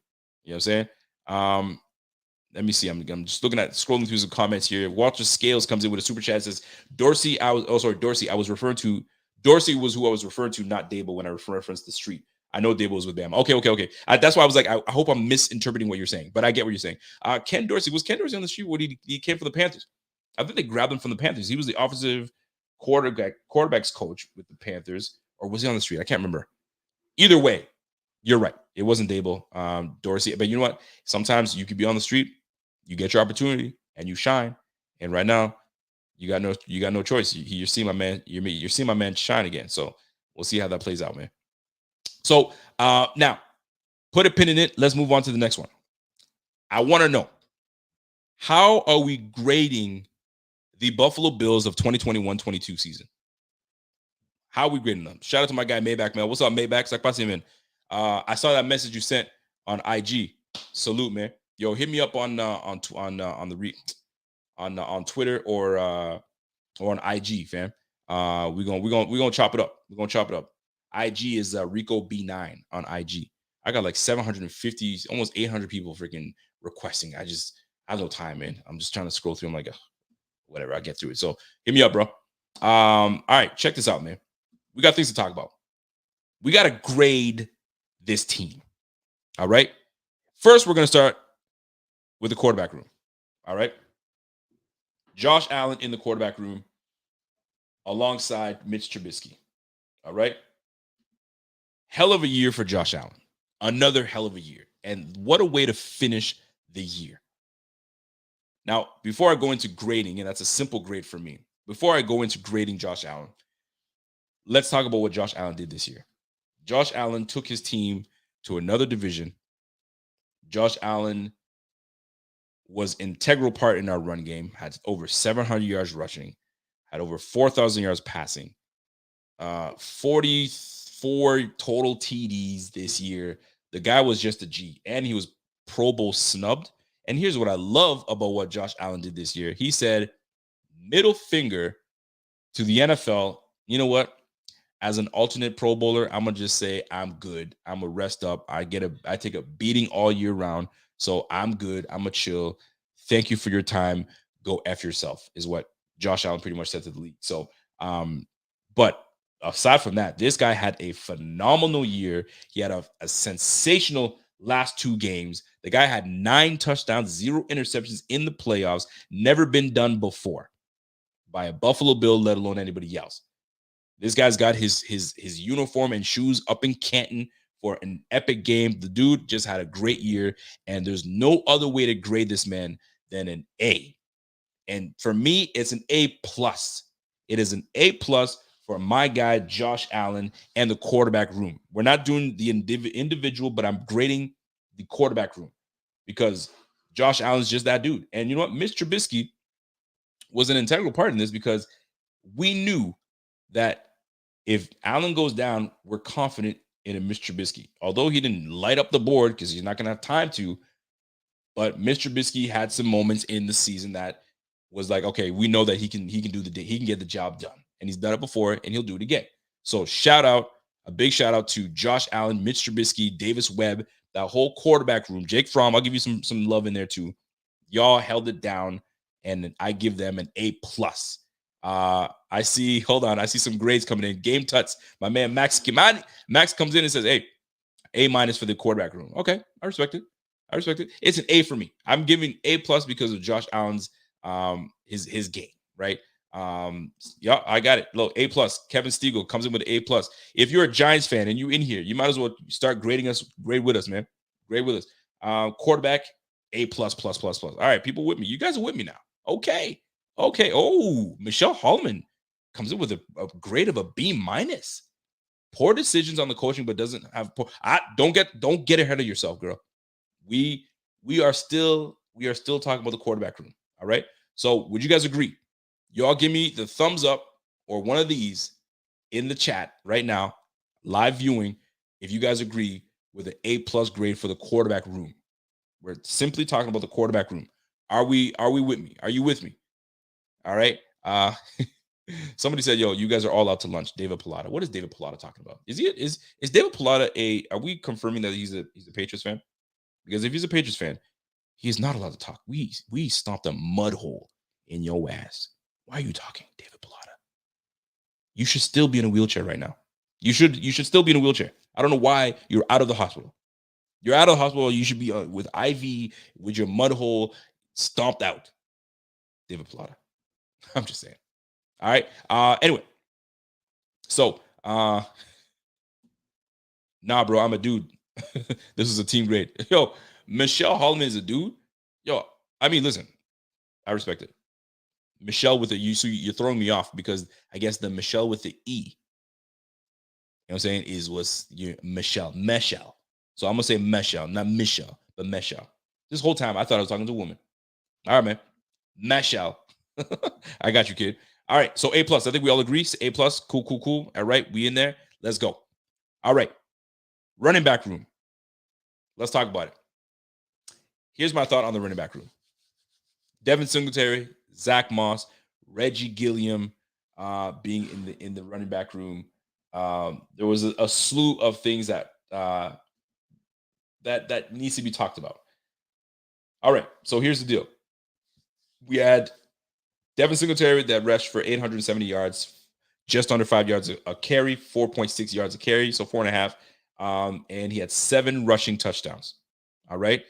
Thank you. Get me your grades in the chat right now. All right. Let me take the grade down because it's going to look like I'm giving him an A. I'm not. Okay. Cat's out of the bag, not an A. All right. You had Zach Moss, disappointment. And this is the running back room altogether. Zach Moss, 96 carries, 345 yards rushing, 3.5 yards a carry with 4 touchdowns this year. All right. Matt Breida, he came in with a couple games where, okay, we got something, and then he just fell off. He fizzled away. So Matt Breida, you know what I'm saying? And then Isaiah McKenzie comes in. So overall, I feel like we underwhelmed in the run game. I think when we needed it most, it didn't show up. Whether that's a coaching decision, whether that's a scheme, and whether that's individual play, I do not feel that this running back room deserves an A whatsoever, and they don't even deserve a B. They are a C for me. I almost gave them a C-. I almost gave them a C-, but the reason they've stayed at the C grade is simply because the emergence of Devin Singletary near the end of the season. He started to come in and do what he's supposed to do. I love his hard work. He came in and worked his tail off and worked out in the gym and got swole and all that good stuff, but too little, too late. Zach Moss, utter disappointment. He knows it. The team knows it. Everyone it's out of the bag. If you asked him right now, were you disappointed in your play this year? He'd say absolutely. I expected more from myself. I didn't take full advantage. They probably didn't put me in the best positions as for me to succeed, but altogether, I did not have the year I wanted to have. I think we would all agree on that. Reggie Gilliam allows his team not to dip to a C- because his blocking ability was integral near the end of the season for Devin Singletary. So for me, my grade for this running back room is a C, a straight C. Now I'm looking at the chat right now, and I see, hold on a second, let me scroll on up. RB room is a C. My man Michelle says it's a C-. Overton, my man Overton says a C+. Okay, Overton. Devin is much improved. Yes, he has. He's definitely most improved. He's improved very much so. Mike Smith says slow start, great finish for Devin. Need better run blocking, for sure. But the offensive line got better near the end as well. So there's a lot of things that played a factor in that. DaBoll didn't call the run and cost us home field advantage. We'll get into the coaching later. All right. We got a C+ grade from my man Rodolfo. All right. Damn, Westwood gave him a D. All right, Westwood. D. RB C+. We got a C+. Okay, so for the most part, I'm scrolling through. My man Jeff King gives him a C+ in the run game. All right. Terrence Blanton says A-, Sugar Rush Josh Allen. You know what? Here's the thing. I'm not adding Josh Allen in this because he is not a running back. He is part of the run game, but the running back room, how did you guys perform? If you guys performed the way you're supposed to, maybe we don't need to run Allen the way we did. 760 freaking yards rushing with 122 carries. He had more carries than freaking our third round draft pick, our second RB, Zach Moss. Unacceptable. Not buying it. Don't want it. Missed me with that bull. All right. That being said, we're going to move on to the next position group. That's the tight end room. All right. The tight end room. Dawson Knox, what a pleasant year he's had. All right. And let's keep it a buck, man. He improved vastly. 9 touchdown receptions. He had 49 receptions, 587 yards. And he averaged 12 yards a catch, right? I'm looking for him to be a bigger part of this offense next year because of his surge in confidence and where he was last year and the year before. It's just nice to know, okay, you know what? He took a big leap this year. Tight end university really helped him out. So the grade, what are we grading the tight end room with? Dawson Knox and who else did we have on that really contributed?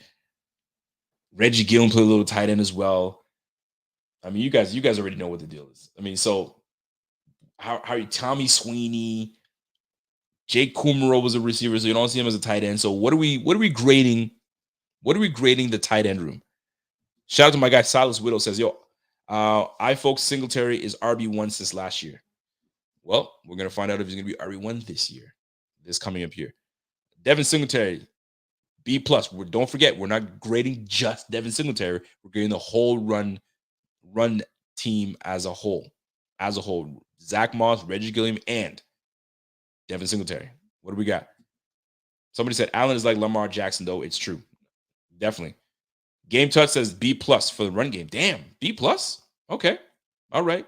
What do we got for the tight end room, though? B+ for the tight end room. Okay, B+. Interesting.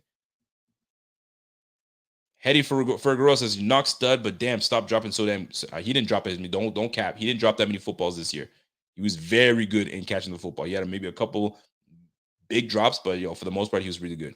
All right, so here's my grade. I'm grading this tight end room a B-. It's a C+. You know what? I'm gonna drop it. I'm gonna drop it to a C+. C+ for me. Although very good.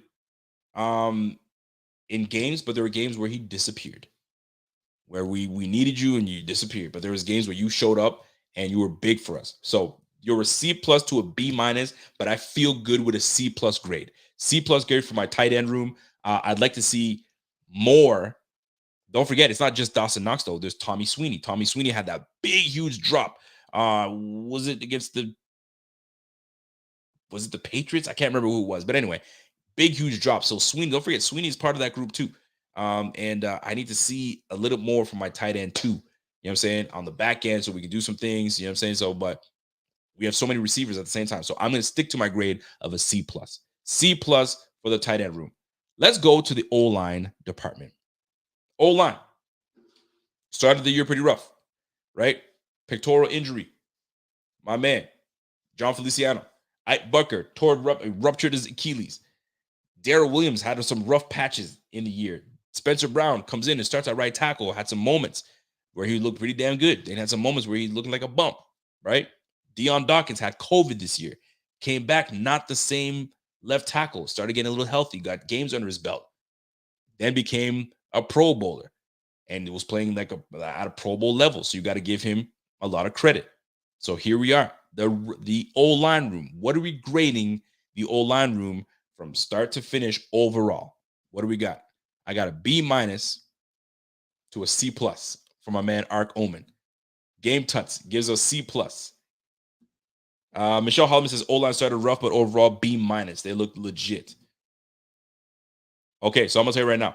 Let me give you my assessment on the O-line. The O-line, we just could not get the run game going. We couldn't get lanes open. We just weren't doing what we are supposed to do.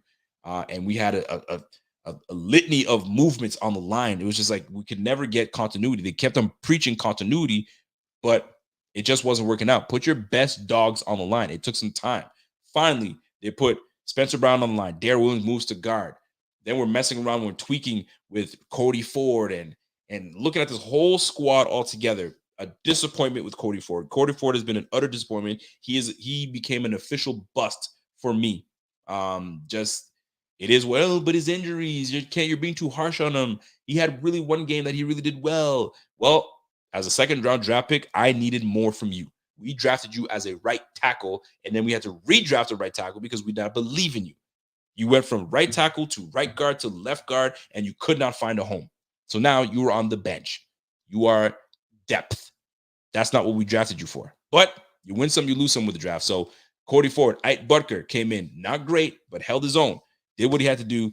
And then the disappointing part is we held on to Ryan Bates all year long and never put him on the game. What are we thinking? Here's the deal. I'm looking at this O-line, and I see what we did when Ryan Bates showed up. He changed everything. I was ready to give this O-line performance, overall run game and pass game, a C-. That was what was gonna be my grade for the O-line. But because of Ryan Bates, it allowed Deion Dawkins to focus solely on protecting the edge. It allowed Mitch Morse to now move up if he needs to, not having to worry about Ryan Bates, and what a difference he made. So for me, I've now moved that grade up, that O-line, to a B. O-line with Ryan Bates addition, and knowing that we're going to get a Spencer Brown in year 2, more experience under his belt, I give that a B. What do we do with Cody Ford? Do we keep him as depth? They probably will keep him as depth. I know Jeff King is like, yo, he's effing gone. We'll see what it is. But yes, he is an official bust for me. Bust nation. That is what he is for me. But Ryan Bates is a special kind of player. You got to bring him in, and he's only 24 years old. Love it. So shout out to the O-line. That is a B grade for me. That's a B grade for me. Now, let's move over to the defensive side of the ball. The defensive. Oh, no. Let's go to the receiving room. How could I forget the receiving room? Stephon Diggs, Gabriel Davis, Cole Beasley. Listen, to me, that's a integral part of this team, and that to me that's an A. That's an A. A performance from that receiving crew. They got Allen to where he's at. If you think about what we're looking at here, you look at the receiving room. You got Stephon Diggs, who had 100 receptions. He had 1,200 yards receiving, and he had 10 touchdowns in the year. That's fantastic. The year before that, he had 1,500 yards. So I will take that. Right, 12 yards a catch, money. Cole Beasley. Somebody was telling me Cole Beasley didn't have a great year. He was this, that, and the third. He had 82 receptions, 693 yards. All right, and he missed the game, and he had a touchdown. Now he was less in the end zone this year. That was one thing that stood out to me a lot. We didn't really get him any opportunities in the end zone, right? Emmanuel Sanders, he started off the season hot, 42 receptions, 600 yards, right? In the first half of the season. Then he tailed off heavily. We rarely used him. I can't see Emmanuel Sanders coming back. It just doesn't make any sense to me. If they bring him back, I don't see why they should. But for me, great addition in Emmanuel Sanders, but he fell off near the end of the season. Gabriel Davis came on, 35 receptions, 549 yards, 15 yards a catch. I said this last year in 6 touchdowns. I said this last year. When we had John Brown, everybody kept on saying John Brown was the quintessential deep threat. I call bullshit. I call cap because he wasn't. You know who the deep threat was? Gabe Davis. Gabe Davis was our legitimate deep threat. And I can tell right now, he was our deep threat this year. He had an average of almost 16 yards a catch. So they look to him deep. And he's able to, get some separation as well. So shout out to Gabriel Davis. So for me, I'm looking at Isaiah McKenzie, 20 receptions, 178 yards, and he only got used near the end of the season. Shame, they should have used him more. But we are where we are. And Jake Kumro had 2 receptions. So for me, this receiving room, that's an A. I'm giving that receiving room an A. So I keep forgetting to bring up my points here. So A for the receiving room. That's what you guys get. Fantastic year for the receiving core. And the beautiful thing, what is a lot of these guys are coming back. The core team is coming back. So Giants fans, you ain't poaching anybody from the receiving room. All right, leave us alone.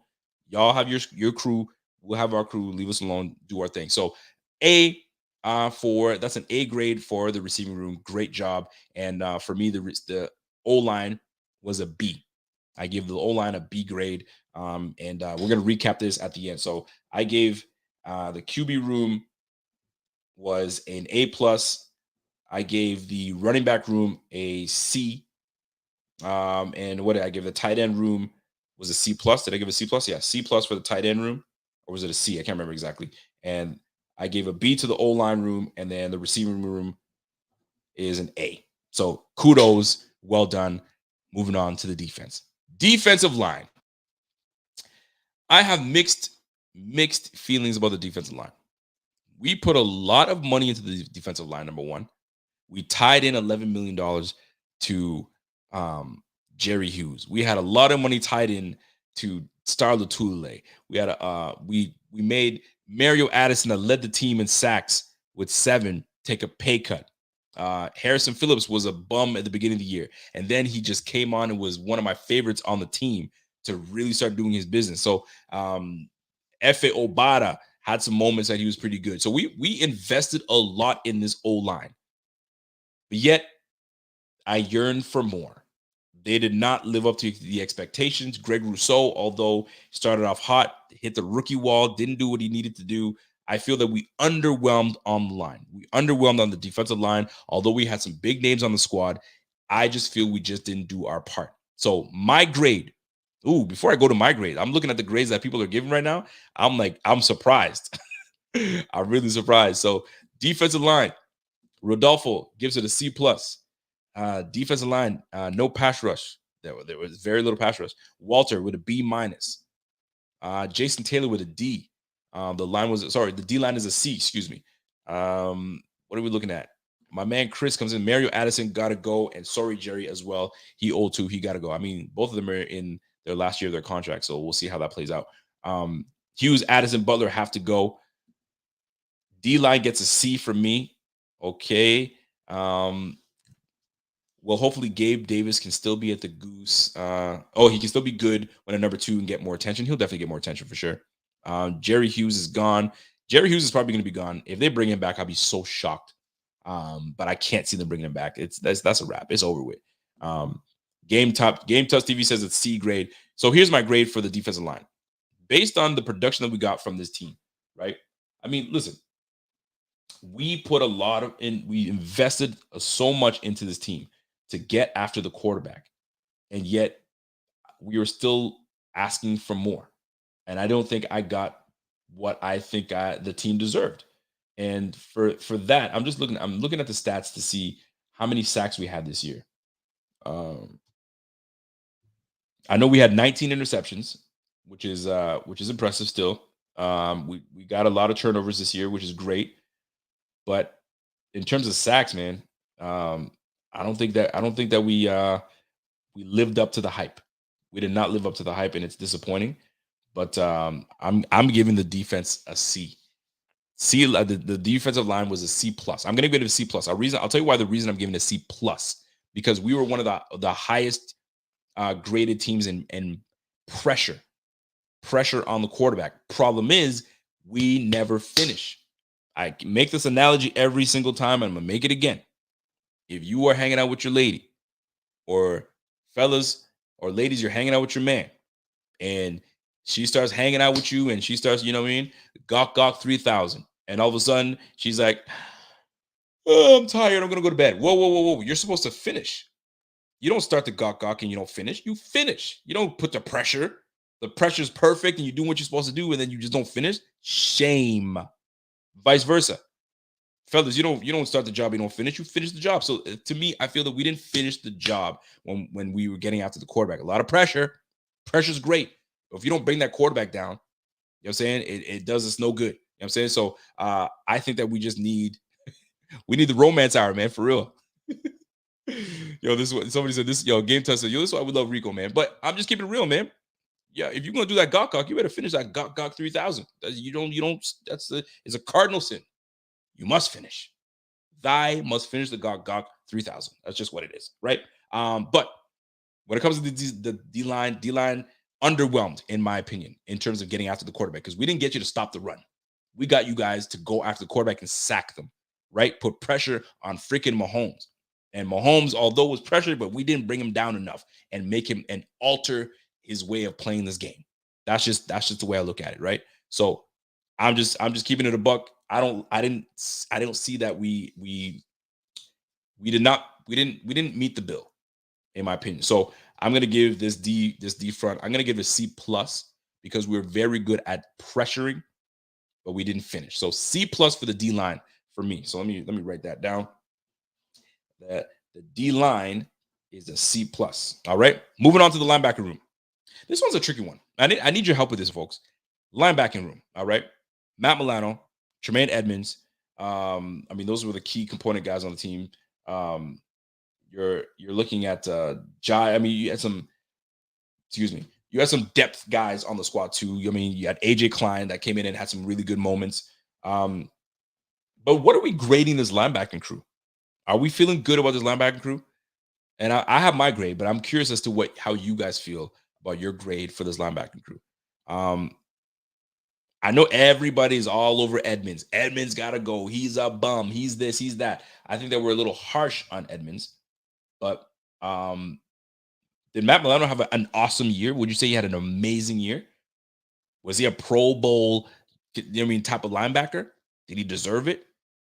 Those are valid questions that we have to ask ourselves, right? AJ Klein, Andre Smith. Andre Smith had that freaking penalty that just killed us on a momentum game. I think it was against, I can't remember what team, but he had a penalty. It was like, oh, come on, fam. Like, what's happening? Tyler Matakevich, special teamer. Tyrell Dotson. You know what I'm saying? We had some decent little linebackers on the squad. So what would you grade this linebacking crew? Right? Don't forget, this was the number one defense in the game. Number one defense in the game. So Walter Scales is giving it a C. Travis Audain is giving it a B plus. Titans game, thank you. It was against the Titans game where we had Andre Smith had a ludicrous penalty. Oh, I wanted to leave his ass behind. Here's the deal. Linebacking crew. I'm gonna sit here and I'm gonna give it a good grade. They had a decent game. I'm gonna give it a B minus. B minus for the linebacking crew. Because at the end of the day, when it's all said and done, you have guys that affect this game, right? If these guys aren't doing their job and they're not doing their job properly, and they're not running and getting in the fits and stopping the run, because the linebacker crew, they got to cover, they got to get into the gap. They have to respect gap integrity. They got to hit the gap. They got to do all those things, right? And they weren't a bad team. They weren't a bad team. I think they did a good job. I don't think they're in a C category. I think they're a B, more of a B minus, if you will, for me. So B minus for the linebacking crew this year. I think we have some more improvements to do. I think we need more thumpers. I don't know if we have that dog in Edmonds. I don't know if we have. I know Milano brings it. He can bring the heat. He can do all that stuff. But Tremaine Edmonds is the middle. He's the Mac. He's the Mac daddy in the middle. You feel me? So I need a thumper. Well, we picked up his fifth year option, so he's come back next year. But man, eyes are going to be all over that man. So for me, B minus for the linebacking crew. Let's go to the defensive backfield. To me, that's pretty. It's easy for me. I'm gonna grade it right now. To me, the defensive backfield was an A. That is an A. There's no questions about it. It's an A, solid A. Even with Trey White going down, we held it down. Levi Wallace did his thing. Teron Johnson certainly did his thing. Saron Neal came in and did admirably. You got me messing up. Why can't I freaking talk today, man? Golly. Anyways, my man came in and he played well, man. He had some moments. I think it was what was the game where Milano was missing? It was the Chiefs game, and he was all over Travis Kelce, and we were able to really hone down Travis Kelce in that game, and that was in due part to a mixture of guys moving around and doing what they had to do. So to me, to be honest with you, that's the grade that I'm going to give that defensive backfield. I think we did damn good, especially with Trey White being out, and we still maintained a damn good defense. Now, I will say this: we did play some cupcakes. Panthers, Falcons, Jets, Dolphins, Jaguars, although we lost, still not a freaking good team. You know what I'm saying? Like those were some teams that, like, if we played a better team, we're talking about different. Now, where do we need to improve? We definitely need to improve on getting some speed on this team, but we're going to get into that. All right. So A for me, when it comes to the cornerbacks in the safety room, we have the two best safeties in the game. It was clear, no question about it. Special teams. How do we feel about the special teams? Tyler Bass, Matt Hack, punt game, punt return game, kick return game. So to me, that was underwhelming this year. And I'm talking about the group overall, right? Let's talk about it. And this also includes this very last game that we just played, because there's speculation that someone didn't do their job. Maybe they wasn't supposed to kick the ball into the end zone, and they did. I don't know, speculation, but to me, that special teams this year, we didn't have a solid kick returner. We had freaking Micah Hyde returning punts this year. Marquez Stevenson was a disappointment. They didn't trust Isaiah McKenzie punt returning the football. Just not good. So for me, special teams, it's a C minus for special teams. We didn't do what we needed to do. And the reason we're in the C in that category is because of Tyler Bass. But Matt Hack, underwhelming. No punt returns for touchdowns, no kick returns for touchdowns. We didn't even have guys sitting there to return for us that matter. Marquez Stevenson, we drafted you in the 5th for you to do these things. You know what I'm saying? You're not going to contribute on the run game, in the receiving game, but you should continue. You should be able to contribute returning the football, and that you couldn't do. So for me, C minus for the special teams. Not impressed. They didn't do it for me this year. I'm hoping that we find someone that can safely and effectively and pose a threat returning the football. All right. So C minus for me when it comes to that. So D line was a C plus. Linebacking crew, what did I give it? I think I gave it a B minus for the linebacking crew. Cornerbacks, I give it a solid A. And then special teams is a C minus.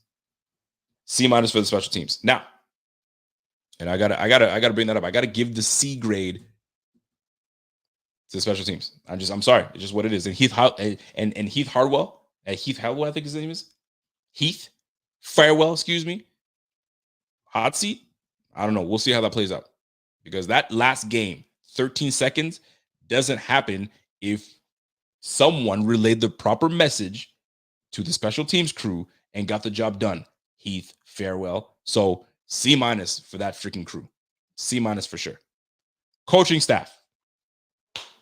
What are we grading our coaching staff altogether? And this is including the playoffs. Barry Cumberbatch says, why are you giving the cornerbacks an A? Because they held it down all year long. They did. That was our strong point of this game. We don't get to the quarterback like we did if we don't lock stuff down. If you lock stuff down here, there's things called coverage sacks. Do you know how many coverage sacks Mario Addison had? They just fell into his lap because the quarterback couldn't find anybody. That's just what it is. So when your cornerbacks are doing the damn job, your linemen, sometimes they just have to have a motor. Just keep going. Because the quarterback eventually would just say, oh, I give up. Like a Kyler Murray. Kyler Murray would just say, I don't see anything. Let me go down and lay down like a little bitch. You feel me? So that's what good cornerback skills do. That's what good lockdown corners do. They lock down and you get coverage sacks. And a lot of these sacks that we got this year were based off of great coverage. You know what I'm saying? And shout out to our leading sack artist in Mario Addison, because he led the team. Right? So here's what it comes down to. All right. At the end of the day, coaching. What are we talking about coaching? How do you feel about coaching? So right now I'm looking at some grades coming from the staff here, from our viewers. C plus coming from my man Kyle Webster. Coaching staff gets an A minus for DJ Adams. Okay. Coaching staff gets a B from a man Rodolfo. Coaching staff gets a B. Actually, surprisingly, a C plus for this year. Wow. Kobe, you're going to have to explain yourself, bro. C plus for Austin Bachelor. These are interesting. My man John Yotis gives them a B. Seth Hawkins says, "Yo, Jeff, you're a great dog. Almost as good as Rico." There's no one as good as Jeff King. I'll tell you that much. Barry Cumberbatch. You need to explain to me why you don't want to give that squad that grade. Jeff King says, "Yo, Dave Pilata, you're right up there with Maybach Mel in my mind." Oh man, here comes Jeff King. Jeff King, don't play with Jeff King, man. Jeff King's not a man to play with. He will get your ass. Nothing but dog shit. You got a problem with that? Then be a man and give me your address. Oh, come on, Jeff. Don't be doing that, Jeff. Leave that man alone, Jeff. Jeff is your old school cat, man. He said, "Yo, drop me your address and we're gonna talk about it. Let's have a small conversation and we're gonna get going." Oh, is this news? Is this actual facts? Josh McDaniels is leaving the Pats for the Raiders? What? Is this facts? Because I'm gonna look on my Twitter scroll real quick, and if I see it materialize, then it's facts. Because there was rumors that he could be leaving, but I wasn't sure if he was going to do it for sure. So if it's the truth, man, hey, that's great news. But I don't see that news, man. Don't be playing with me like that. Because that changes everything in the AFC East, right? Because that guy's been around for so long. But you know what? McDaniels can also say, you know what? I'll take the job and I'll change my mind. So you just never know, man. But if Josh McDaniels is actually leaving, I wonder, does Coach Belichick just say, you know what? I'm done. Retired. Can you see that happening? Let me see if Josh McDaniels took the job. No. Hold on a second. Somebody said it's potential. So those are all. I'm looking at the latest. Let's look for the latest news. Josh McDaniels is acting like he has success.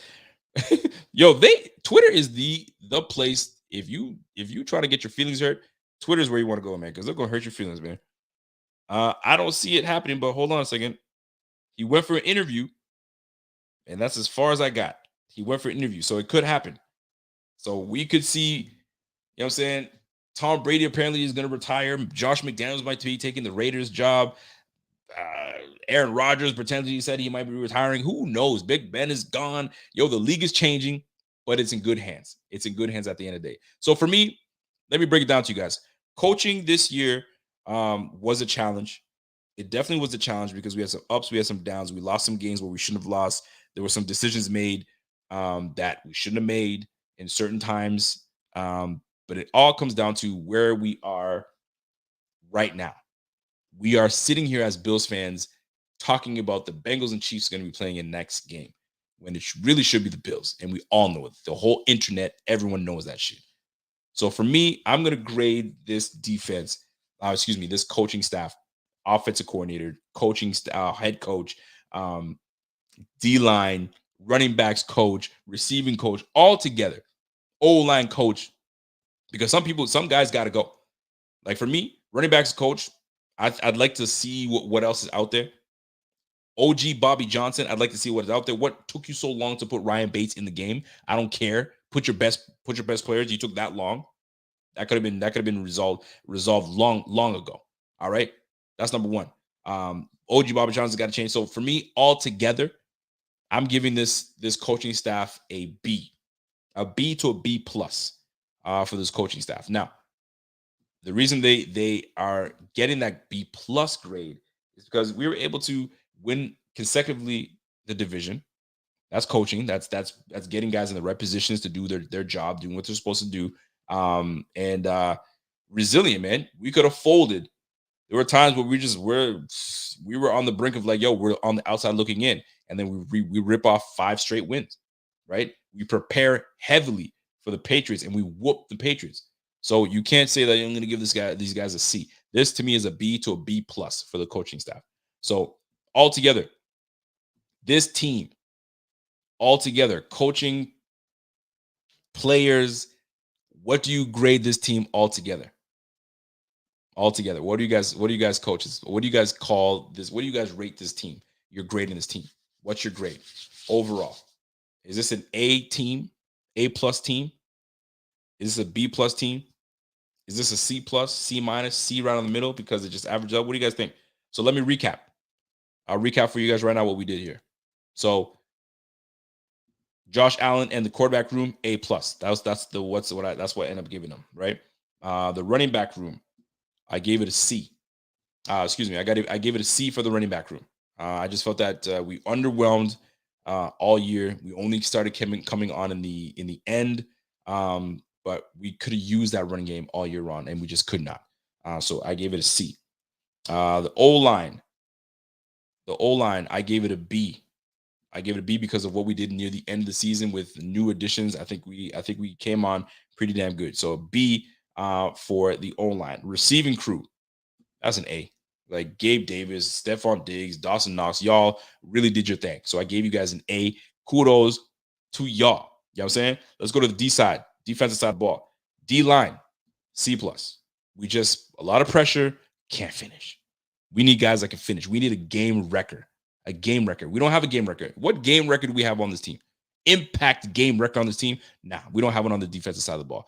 We thought potentially it could have been Ed Oliver, but I mean, undersized, 3 tech, you got to play all over the place. He had a very good year this year, but Star Lotulelei, I don't know, didn't really do it for me. Didn't really do it for me. I'll tell you that right now. So C+ for me when it comes to the D line. Linebacking crew, B- for me. I'm saying that they still, I mean, although they had some moments where you're like, I'm frustrated, but they did a great job on stopping the run here and there. We had 2 guys really go off on us this year. It was Derrick Henry, if I remember correctly, Derrick Henry, and what's my guy that killed us? Jonathan Taylor. You know what I'm saying? Really destroyed us, really killed us. Damian Harris had a decent game against us, but that was a shitty ass game in one run and just busted it out. But Damian Harris also had a good game. But Derrick Henry and Jonathan Taylor, they killed us. They killed us. They destroyed us, right? So linebacking crew, other than those 2, man, you guys held it down. The cornerback room, to me, it was an A for me. A for the cornerback room. With losing Trey White, we didn't miss a beat. I didn't care. I mean, we did play some cupcakes, but we didn't miss a beat. We did well. So we got to keep that up. I'm looking forward to what we do in the offseason. That'll be key, right? Special teams, C- for me. C-, and this game that we just played has a lot to do with it as well. Has to do with it. It has to do with it. The grade is affected by that. There's something that went down. Somebody did not communicate what was supposed to be communicated, because when it comes down to the coach said execution. Hey, coach, what happened? 13 seconds. What's the deal? I don't want to get into it, but all I'm going to say is this. We didn't execute. The execution was poor. Rah. Somebody didn't do their freaking job. So that's a C- for the special teams. And altogether, B for the coaching staff this year. That's what we keep that. We'll keep it at the B. And that is that. Folks, I appreciate you guys taking the time with me, man, because this was dope. We were able to talk about Brian DaBoll and him taking the new job with the New York Giants. They're gonna try to poach a lot of Bills players, man. I'll tell you that right now. They will, but we'll see. My man JT Plett says, "Yo, Rico, we got the best QB in the NFL, no doubt in my mind. That's something to be excited about. Josh Allen will bring us a Lombardi. It will come. It will take some time, but it will damn well come. It will definitely come for sure." Walter Scale says, "Yo, we've won games because we were more talented than the other team most times, not because we coached better. It shows in our close game losses." That's a great point. But in the close game losses, it just means that you weren't clutch enough to beat the guys that you had ahead of you. Sometimes you can say we beat these teams by 12 plus points because we had a great game plan. To me, when things are tight and close, coaching does matter, but can I make the play over that guy? When I'm whooping a team, that's because we were well prepared. We knew what we were doing, and we came with the thunder. You know what I'm saying? That's the way I look at it. I'm going to take a call right now before I get into my last bit, and then we'll go from there. This is the Rico Report. Who am I speaking to? Oh, man, I'm sorry. I thought you were all wrapped up. This is your boy, Max from Dayton, of course. Max, what's up? What's happening, man? Early. What's happening? What's on your mind, brother? Hey, man, I just wanted to say we rated all of these positions, which is cool. Yes. But you gave an A+ to one position, and that's all at this point. How good he is, all that matters. All that matters. You damn right. I mean, God, I can't look at the rest of our division though. Isn't that crazy? I mean, there should be no competition next year. We should win this division by week 15. I can't believe the season went the way it did, and that we almost lost it. It's crazy. It's crazy. It's crazy, man. It's crazy, brother. But we're gonna get our act together, and we'll be fine. We have a top 2 quarterback, and I think that hey, I know we're kind of short up on the offensive line. Our defense, that's where we need to get some D-line help, I think, because pressure versus pipes, and we were getting pressure, but we weren't getting after Mahomes. I mean, Mahomes was God. It was a mess. Yeah, Mahomes it was terrible. Freaking annoying. It was a night. But if we can, I don't know who said it. Somebody said it. They need to bring in. If we could trade for Khalil Mack. I mean, let's be real here, though. We are a Super Bowl team. You can't tell me otherwise. Who are we going to draft with our 28th overall pick? I mean, what's to say we don't do what we did in 2020 offseason, where we traded our late first-round pick for Stephon Diggs? Well, what's to say we don't do that, but defensively, and get ourselves a passer, because we need it, man. We need it so badly. I totally agree with you, man. And it's funny, you mentioned something that once we get off the phone, I got to make one last point, because a lot of people talking about, like, oh, we didn't win the championship this year, but hear me out. We didn't win it. We lost. Apparently, we lost in the AFC Championship in '88. We lost in the division round in '89, '90, and then we ended up going to 4 straight Super Bowls the year after that. So there's. I mean, I'm not trying to put comparison, because I hate that we're sitting here comparing, but it happens. Sometimes you got to take these losses to now get those wins. And if we end up winning and going to 4 straight like craziness, that would be insane. That would be insane. Hey, there's no ounce of worry in my body. Me neither. Because if you look on the rest of if you look around the rest of the AFC East, I mean, the Dolphins, and I mean, they don't even have a coach anymore, and the rough. Patriots with Mac Jones, come on. Are you serious? He's going to be in a new offensive system. And so all that matters is okay, yeah, the 1 seed's cool. And, if we go 10-7 or something like that, we lost 7 games, that's no fun. But if we win the AFC East, it's all that matters, man. All that matters. We have a quarterback that is as good, if not better, than every single quarterback in the NFL. And, I mean, I want to say this, though, because people blaming the special teams. Yep. People blaming the special teams for that 13 seconds. Answer me this.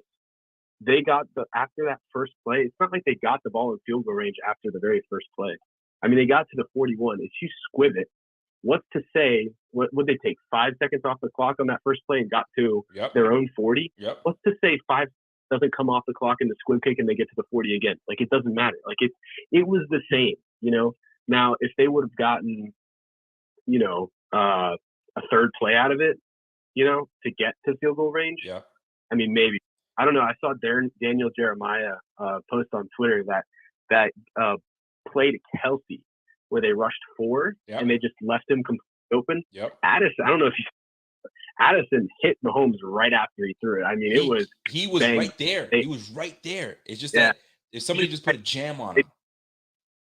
They didn't even put anybody over him. And I can't believe I put it all on the defensive play calling, because they had all their timeouts. So they had 3 timeouts and they had 13 seconds. There's no way they're going to be able to call 3 plays to use all of their timeouts. Yeah. So that's the thing. Special teams can kick rocks. You really want to kick it to McCall Hardman? I don't. Not really. Before I let you go, though, it's funny, interesting, because they asked the special teams coach from the Chiefs, what are your thoughts on what the Bills did? Like, how do you view that? And he goes, listen, if they squibbed it, maybe they waste 4 to 5 seconds, but we'll get the ball in 40, right?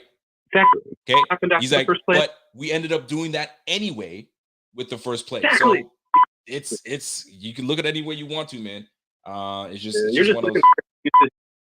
looking for an excuse for an inexcusable loss, and there is no one. But the one thing you can hang your hat on is you lost. The 3 players who beat you were arguably the 3 best players at each of their positions. Kelsey, best tight end, no question. Mahomes, him and the best quarterbacks. And Hill, I know he doesn't have the size, but I mean, he is as tough to guard as anybody. So I don't understand how you can get mad at your defense when they literally lost and they got exploited by the gold standard. It's not like they lost to Jimmy Garoppolo. I know. And people don't want to hear that because we lost twice. And Elijah, B-tier players. Like they lost to the cream of the crop. So that's why I don't get upset at it. Yeah, it sucks. But I don't know. I think we're in good hands now. We don't have to worry about it. We are perfectly fine. We're gonna win the division. And I mean, I'm ready for another Mahomes matchup, but we've beat the shit out of Joe Burrow. There's no way in hell that we wouldn't wax the Bengals. And I think we would have beaten the Rams or the 49ers. It sucks, but it is what it is. It is what it is. Max, appreciate you, my G. You're OG, man. You've been calling for a while, and it's always respect. So send my love to Zippy, Jack, and Dara. Much love to them. Of course. You know it. And the baby's good, man. The baby's upstairs. Actually, the wifey, I was supposed to hang out with the wifey, and she's probably super mad at me. She's like, we were supposed to. For him. Yeah, for sure, right? I definitely will. You know what? I will just for you. I was supposed to hang out with the wifey, and we were supposed to sip some wine. And I said, "Yeah, I'll just be an hour." Close, man. But listen, man, hey, we got snowed in and dampened my plans. Trust me, I wouldn't be sitting Friday night, but we got like four inches of snow in like 2 hours. So it is what it is, man. Welcome to Mother Nature. Mother Nature doesn't give a damn. She'll dump on your ass anytime, man. So Max, I gotta get going, and I gotta drop one piece of nugget on these folks, and then we're gonna get out of here, man. So thank you, I appreciate you, man, and stay tuned, brother. Yep, got. You got it, buddy. I got one more call come from my man Jeff King. Jeff King, you there? Let me see if I can get my man Jeff in there. Now, as my guy Jeff King calls, I got one more thing to say to y'all before we get out of here. Remember we were talking about Bills history? In 1988, they lost in the AFC Championship game. That was us last year. In 1989, they lost in the divisional round. That was us this year. In 90 to 93, they went to 4 straight Super Bowls, 4 straight AFC East championships. Now, I will say this. 1983, or was it 82? 1983, Jim Kelly is drafted. All right? In 1988, I believe, and I'm not the top of my head here, Bruce Smith is drafted. 86, Jeff King, just a moment. 86, Jeff, and then you got Thurman Thomas. Okay? So quarterback came What's first. up, brother? Jeff King, give me 1 second, brother. We're going to get to your call. So quarterback came first. Quarterback came first, Jim Kelly, Josh Allen. And then you have who came more? Brett. Then Bruce Smith came second. That was a second draft pick a couple of years later. West Virginia, brother. West Virginia, Bruce Smith. And then after that, the third piece to this team was the running back. So right now, we already have the first piece, and that's Josh Allen as a quarterback. Do we have that second piece in Greg Rousseau as Bruce Smith? Well, Bruce Smith, his rookie year, he had 6.5 sacks. Greg Rousseau, his rookie year, had 4 sacks. Right? The game has changed. Let me ask you a question, bro. You talking to me or you talking to a viewer? I'm talking to you and the viewers. And thirdly, Thurman Thomas. When Bruce Smith came in, here's the whole thing. When Bruce Smith came in, Bruce Smith was a fat fuck. Okay? Yep. And after he had such a shitty rookie season. 6.5 sacks. 6.5 sacks because he was, he was the next coming of Lawrence Taylor. Don't get me wrong. Okay. I love Bruce Smith. But after, he had such a shitty performance in his first year, he had the famous Stairmaster, and he tore it up from then on out. Man. Listen, he tore it up. Bruce Smith had 6.5 sacks his rookie year and then went on to have 15 sacks, 13 sacks. 12 sacks. He was a machine, bro. He was a machine. Greg Rousseau, although had a rookie wall and only had 4 sacks, maybe he turns it on this next offseason. It becomes Bruce Smith. Then that's it. You don't know, man. It's all about that's the whole thing about the NFL. You don't know. You can't judge anybody off their first year, especially a rookie, man. You don't know what you're getting, man. You don't. Because the whole speed of the game changes, man. This is what people fail to realize, man.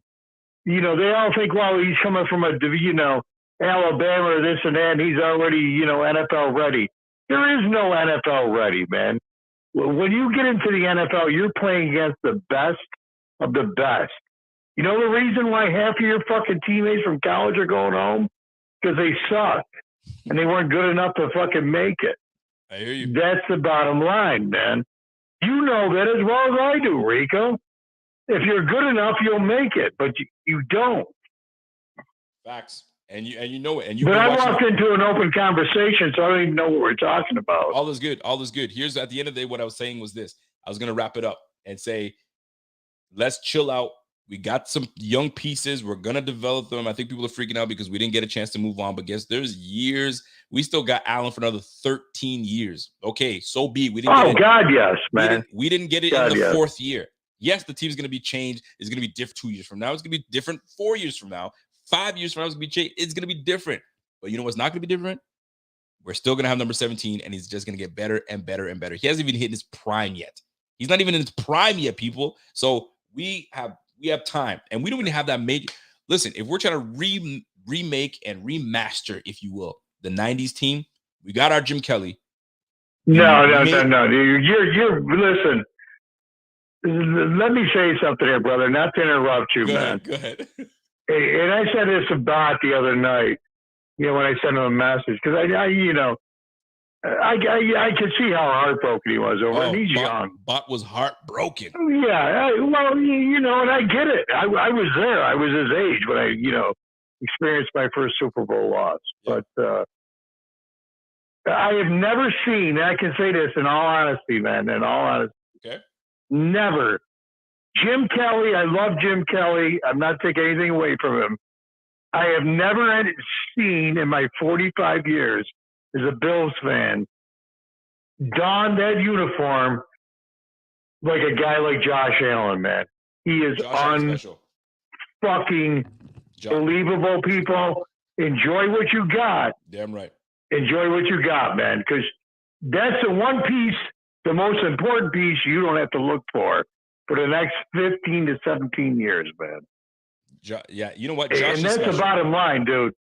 Listen, did I hate the fucking game the other night? Yes.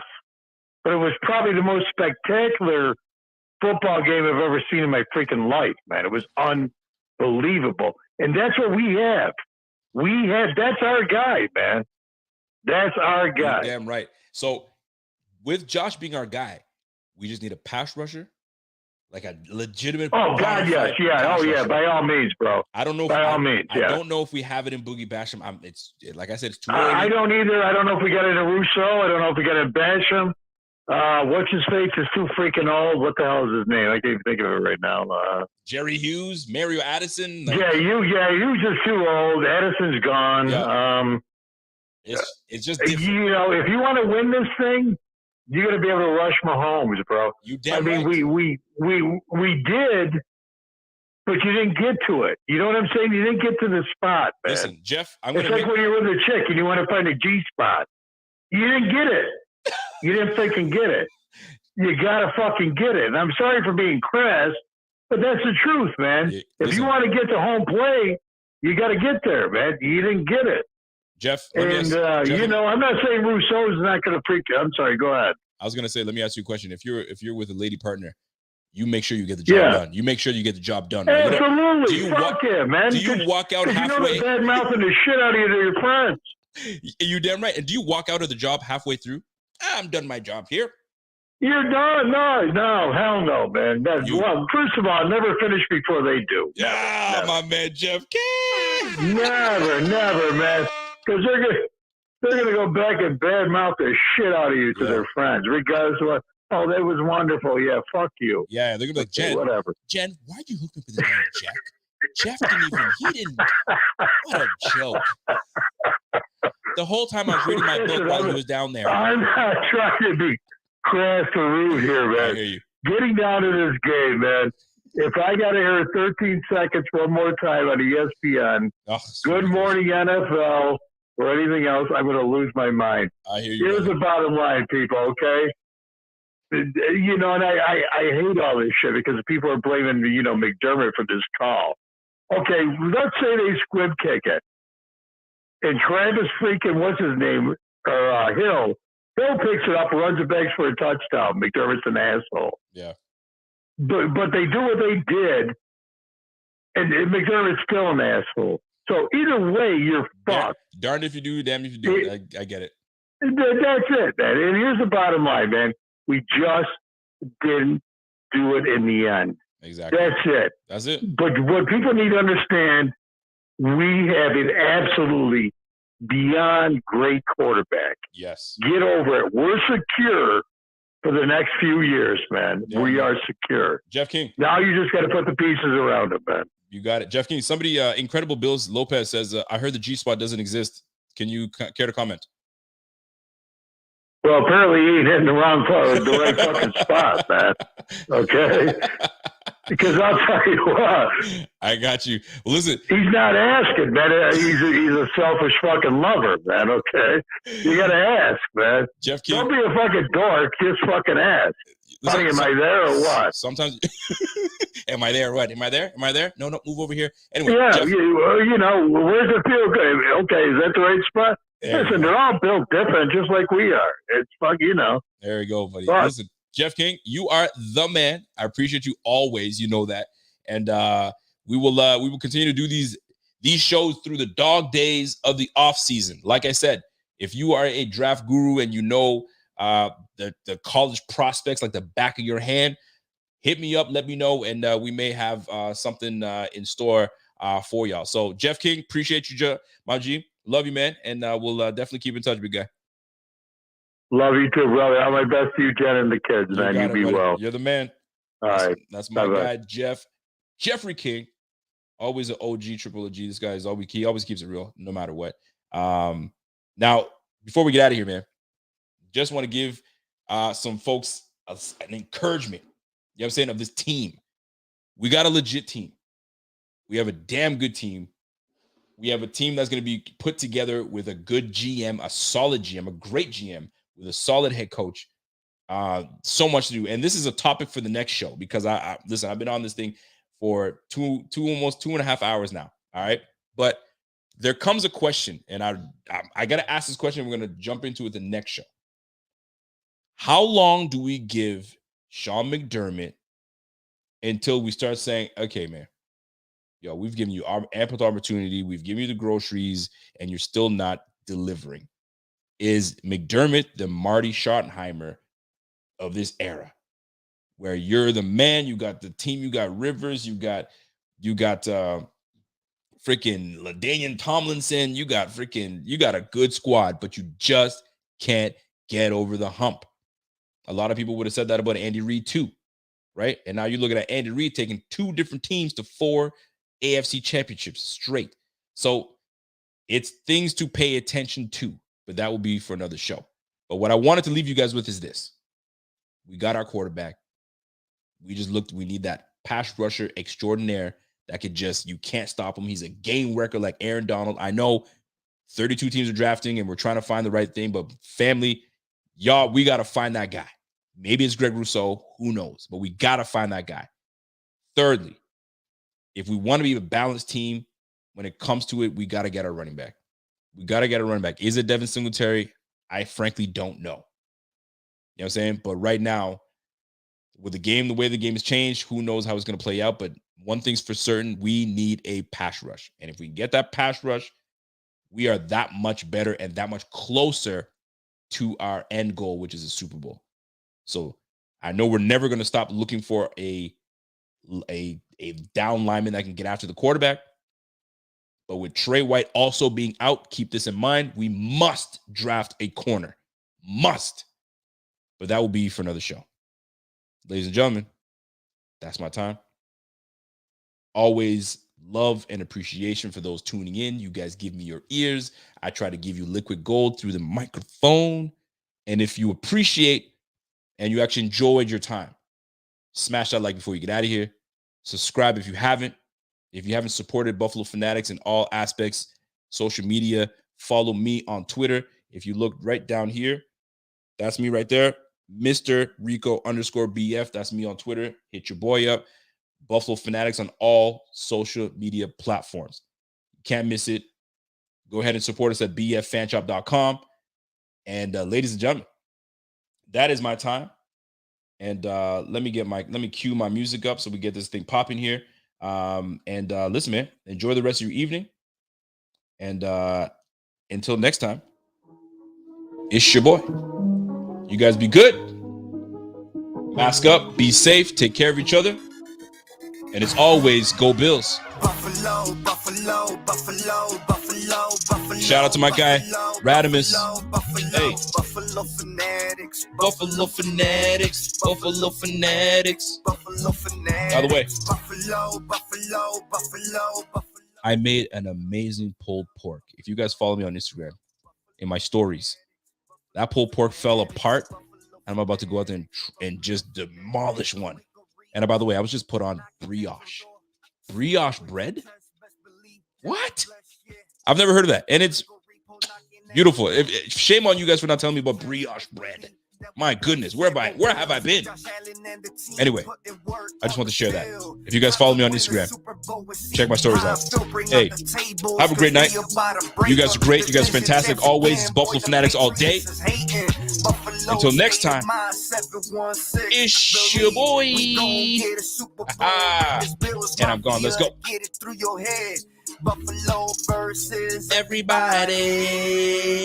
Buffalo, Buffalo, Buffalo, Buffalo, Buffalo, Buffalo, Buffalo, Buffalo, Buffalo fanatics, Buffalo fanatics, Buffalo fanatics, Buffalo fanatics, Buffalo, Buffalo, Buffalo, Buffalo, Buffalo, Buffalo, Buffalo, Buffalo, Buffalo fanatics, Buffalo fanatics, Buffalo fanatics, Buffalo fanatics.